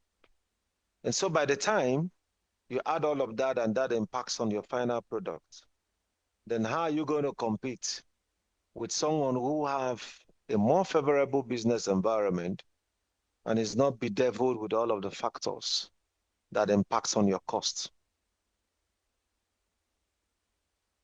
Mr. Chukuma, you just talked about taxation now, and now it brings me to the question of what ways does multiple taxation affect the profitability of manufacturers in Nigeria? Yeah, so this is one of the things that has been a front burner issue. Taxes is good. Yeah, businesses should pay taxes, but multiple taxation is bad. It's criminal, it's illegal. And what is multiple taxation? So when we talk about multiple taxation, we're not talking about utility bills, right? I mean, service bills people should pay, or maybe whether it's electricity, that's utility bill. Maybe to have your refuse removed, that is utility bill. But like a business, right? Maybe like you run a certain business that is in the, maybe let's say you own a hospital, right? You pay to the Ministry of Health, and then business premises will come. Board of Internal Revenues will, on one business to one government. And then it is obvious that they don't want, they're after your business, right? Because there should be like that Board of Internal Revenue is just like government's own internal auditor that should be able to look at the books of the different ministries, departments, and agencies. But when somebody tells you, okay, under the rationale and say, Ministry of Health, right? Okay, you're also a business, right? And then maybe someone also will come, even Ministry of Transport, and say, we know you own vehicles here. And other people will come, different ministries will just find a way, to get things from you. Then at the end of the day, you might be left with no business. And it's frustrating, it's distressing, it's discouraging. And apart from impacting on the morale of those that are creating jobs, both in the state and the nation, it also impacts on their businesses because, the costs, that should be diverted to production, to expansion, will now be diverted, to servicing, to paying more to government, which regrettably, sometimes some of those monies could end into private pockets. And when people gain extra, they don't use it for production, they don't use it for job creation. They use it for merriment, right? Maybe just go somewhere and then at the pain, of a business person trying to make ends meet, he's squandering the money because he doesn't know all of the pains, that the business owner has to go, to actually make ends meet, which oftentimes ends actually meeting in Nigeria. It's usually like a very tough one, right? I tell people that with the current predicament we are faced in the nation, even destiny helpers need help, right? So that's the reality we find ourselves in. That last statement, the destiny helper needs help as well. But there is something that we will need to talk about that is important to every business person, and that includes the manufacturer. And it is sourcing funds. What are the challenges of sourcing finance for the manufacturer in Nigeria? Okay, so the major challenge is that the government, lacks at the moment a harmonized policy, right? Implementable. Yeah, we know that government created a platform, the NAFEX, which is where manufacturers could get like Forex at a subsidized rate, right? To be able to boost production. But at the end of the day, those that get these monies and these subsidies are not manufacturers largely, right? And this impact on business is typical of Nigeria, that whenever there is an incentive coming, whoever knows who will put the names of his people. And man, I tell you, If World Bank decide and say, okay, let's empower 2,000 farmers. If you come into that hall and see 2,000 people, you including see those that they have not had anything to do with farming, come in there and then they say, farmers, maybe they accept the cheers. If you say great farmers, they will say feed the nation. Meanwhile, the person has never gone into any farm of any sort. And the real farmers are crying that they don't have access to financing. Now, financing comes, they just gather the political hallelujah boys to shout, great farmers, feed the nation. These are the kind of things we'll see. And until we begin to have like some level of strength and structure towards ensuring that the right people get the right incentives, then certainly, we're impeded with the same challenges.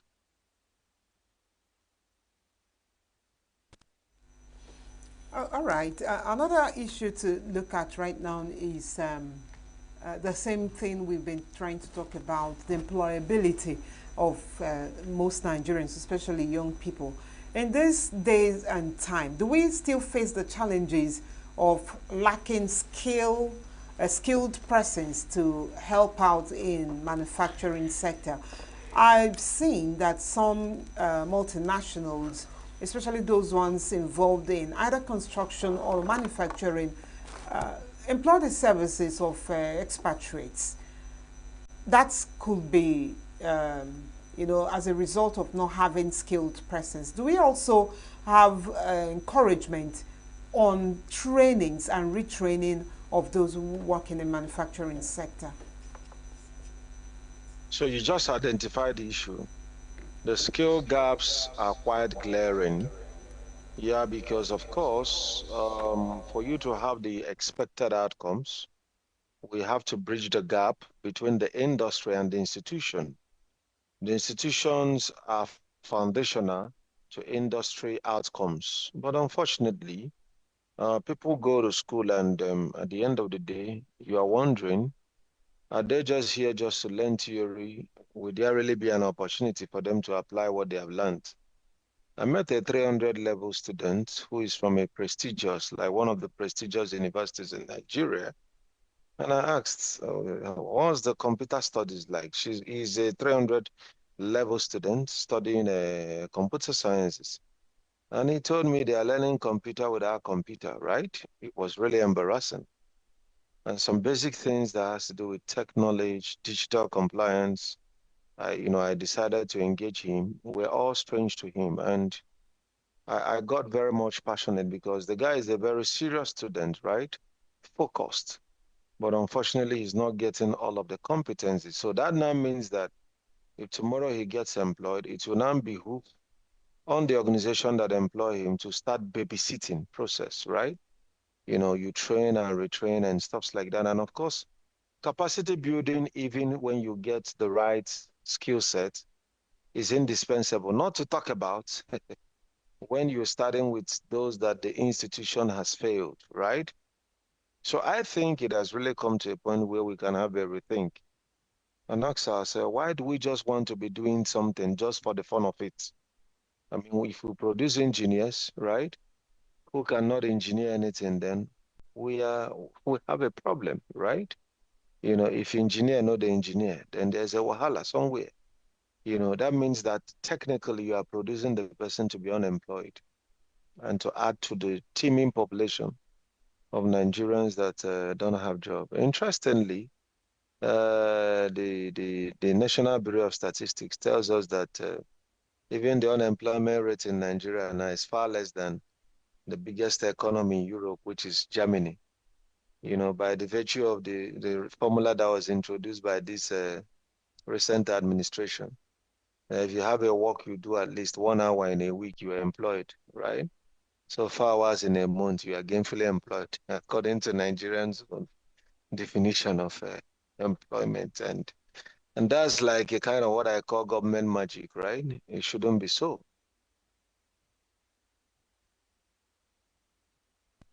Mr. Chukuma, just to get an insight, we've been talking about challenges of manufacturing in Nigeria, and the essence of manufacturing is to enhance exportation. So what measures can be taken to reduce dependency on imported materials, imported raw materials? Simple. Government should invest more, right, into energy. Once they're stable, because one of the major things that made businesses to pack up and stop production is epileptic power supply. Government need to do a lot in that regard. Second will be access to funding, right? Yes, we already have the Bank of Industry, but ask me whether the Bank of Industry is living up to its mandate. The answer would be in the negative, right? You know, because we don't see that bank actually get into the grassroots to incentivize production at that level, right? And don't be surprised that it's still politicians using it for politics industry rather than real capital industry. So a lot can be done in that area, incentivize production, stabilize electricity, right? Create an enabling business environment, and of course, tariff, like Trump. They should be able to tariff like those importations and making the prices come so high so that if you want to, next time you want to wear a Turkish shirt, right? You can look at the Nigeria alternative, right? That's how governments use policies to actually ensure that their people buy that which is made by their people, right? CEO, are there not stifling policies or inconsistent policies or even bureaucratic bottleneck that jeopardize chances of manufacturing sector thriving in Nigeria? Certainly.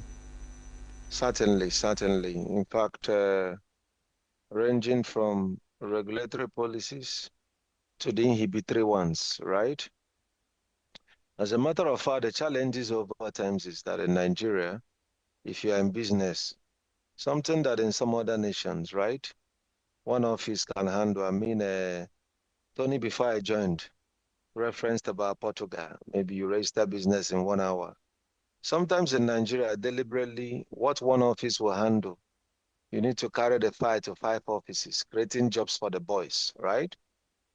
A research that was done about what it actually takes to clear container into Nigeria. In many countries, just 5 points, right? 5 signatures. In Nigeria, 30-something signatures, 30-something. That's bureaucracy, just to clear one container. And it could be very frustrating.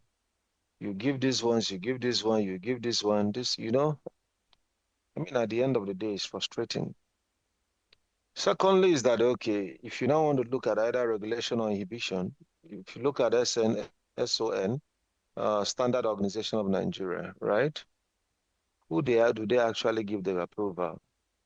Are they really helping businesses to upgrade their standard, right? And if the system has been so porous, even for very sensitive things that has to do with health products, that's why I commend the current NAFDAC chair, who seems like Doraku is back to Nigeria, right? You know, but for people actually to come to the point where people can import, manufacture killer products and put it out there, really shows you that regulation is the way to go, right? But then the inverse of regulation is what we call inhibition. So sometimes you don't have regulators trying to prune you to do better. But those who have actually come to end the business, is either you pay and pass, like pay pass, right? Pay pass. Or if you don't comply with all of the things that is expected, they don't mind coming up with 1 or 2 policies to end your business. We saw like the traverse of Dangote, who at some point even, NNPC then was saying that his fuel was not good. And he challenged NNPC and said, come on, where are you getting that evidence from? You don't even have a lab. We have the lab. And our lab shows that ours is far pure than yours. Moreover, is more sustainable and lasting. And some Nigerians have tried that for themselves, you know. So when the regulator that show the example, is indicted or does not even have anything to regulate, but could just wake up and assess you without a balance, then it paints a dangerous picture. Oh man, the world is becoming the world is a global place. There are so many countries that are so advanced when it comes to technology, artificial intelligence, and the rest of it. So how can Nigeria encourage innovation and research within the manufacturing sector? Very simple. We already have schools, institutions.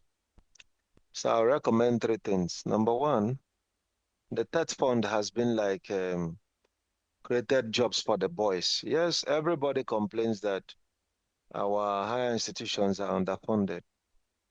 But guess what? If you hear the amount of billions, right? Trillions disbursed annually through TED funds, I tell you, would have done a lot in the educational landscape. But at the end of the day, it creates jobs for the boys. It creates foods for the boys. The political hickey haggers. And that has not in any way helped. So money is meant for education, meant for research. We should ensure that it's judiciously used. Secondly, in Nigeria, we've come to a point where budgets, right, or spending translates to performance, budgetary performance. They are not the same thing. The fact that maybe President Tinubu budgeted 7 billion or 7 trillion for education does not in any way show that he prioritizes education. What will show that he prioritizes education is when there is evidence that that 7 trillion was judiciously used in education. But when, for the optics, politicians come up with those statements, we're investing 7 trillion and people are clapping and say that's the biggest investment in education. And then they will say we spend this on this. By the time you look at the things they spent on, they say we brought out 10 million children out of the streets, out of school children, and 15 million returned back by the time UN released their own statistics. And you are wondering, oh, school feeding program we invested, By the time you look at it, it's just like we've just successfully done everything to just have at least an imaginary system of education, right? Where you say you are bringing people out of school. What about improving the quality of education? You say you are feeding those their parents cannot feed, right? You say you provided uniforms to children in the north to enhance access to education and return to classrooms, right? You say maybe you provide just all of those things. So by the time you look at the budget, you just marvel.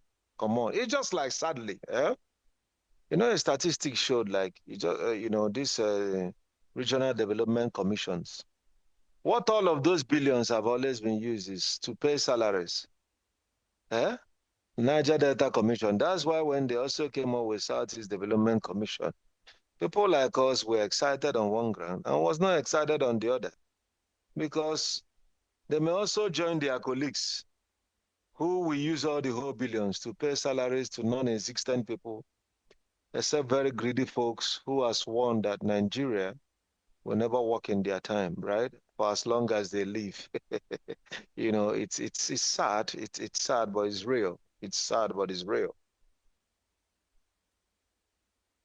I understand that we were not able to exhaust the challenges of manufacturing in Nigeria and even to recommend the way forward. But this conversation is ongoing as our time is fast spent.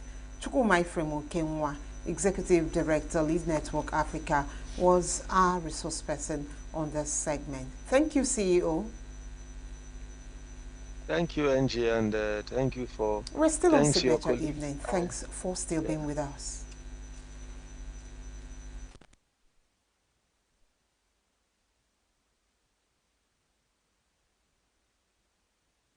Every second, every minute, every pocket.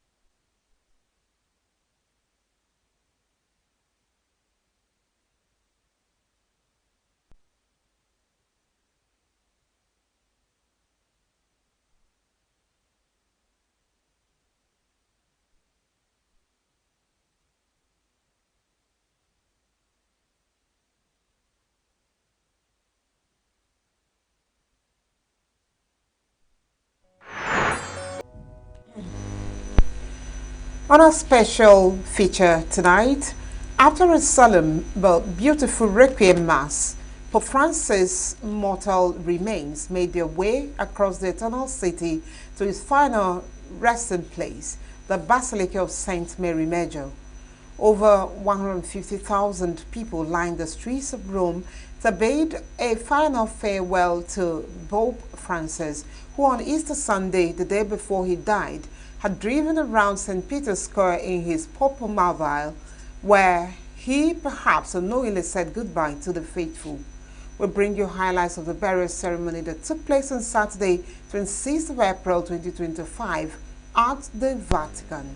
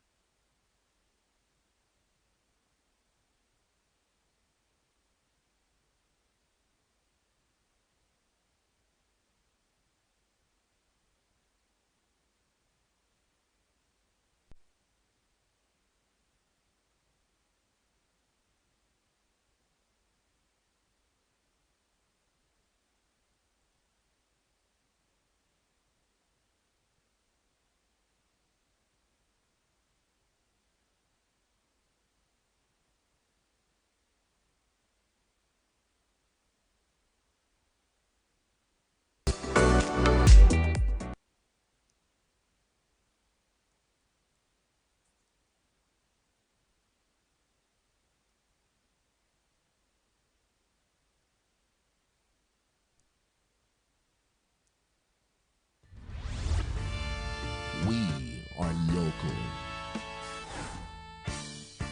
We are right now with the wife of the man that was Why the main market is in chaos? People We are national. Those in support of this motion as amended, say aye. Aye. we have taken the vote by default. We are international. Israeli airstrikes. Donald Trump left us the worst unemployment.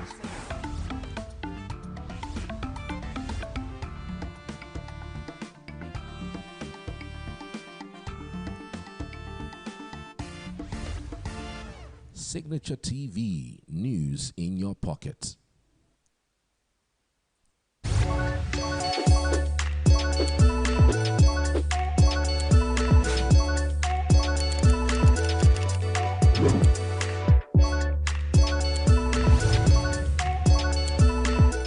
Hi guys. Welcome Yeah. to another episode. Welcome. On Chatbox. I'm sure you've been enjoying all the episodes, our banters, arguments, And conversations. if this is your first time watching us, you missed out on a lot. So So make go back and sure watch. to go on our social media handles, check out all our discussions and the gist that you missed. Yes. So far. Yeah, of course. I am so expectant about this particular case. Seriously. Our guest does not even want us to introduce her, but don't worry, we She has introduced herself. She has introduced herself. No. We have not even introduced ourselves, so okay, let's You introduce can, go ourselves. ahead, Okay. So of course, I'm sure you know me by now. Yeah, we know you. It's your baby girl, Queen Network Contact. Yes, so. And well, if you don't know me, I don't know what you're doing with yourself, but anyway. I'm Uche, this fine girl, dark skin, you know. Melanin poppy. Model. You know, what do you want to call her? Please. Okay, so now, to our esteemed, lovely, beautiful, you know, I'm short of words. Very demure. Very prestige and composure. You can see the way she's seated. Okay, so introduce yourself. Tell us. Okay, hi. My name is Lillian. You can call me Coco Mwali. Coco. Yes, Coco. I like that one. I think I like that one. You like Coco, right? I like how it sounds. Coco. You will kill me in this show. Okay, so tell us what have you been up to? What's been going on with you? Just give us a little tea. Well, I'm just here. You know how hard things are. So being an adult is really, really hectic. You know, nobody prepared me for the stage. Nobody told me. My family, nobody told me. Nobody so I left explained my very well. my parents' house and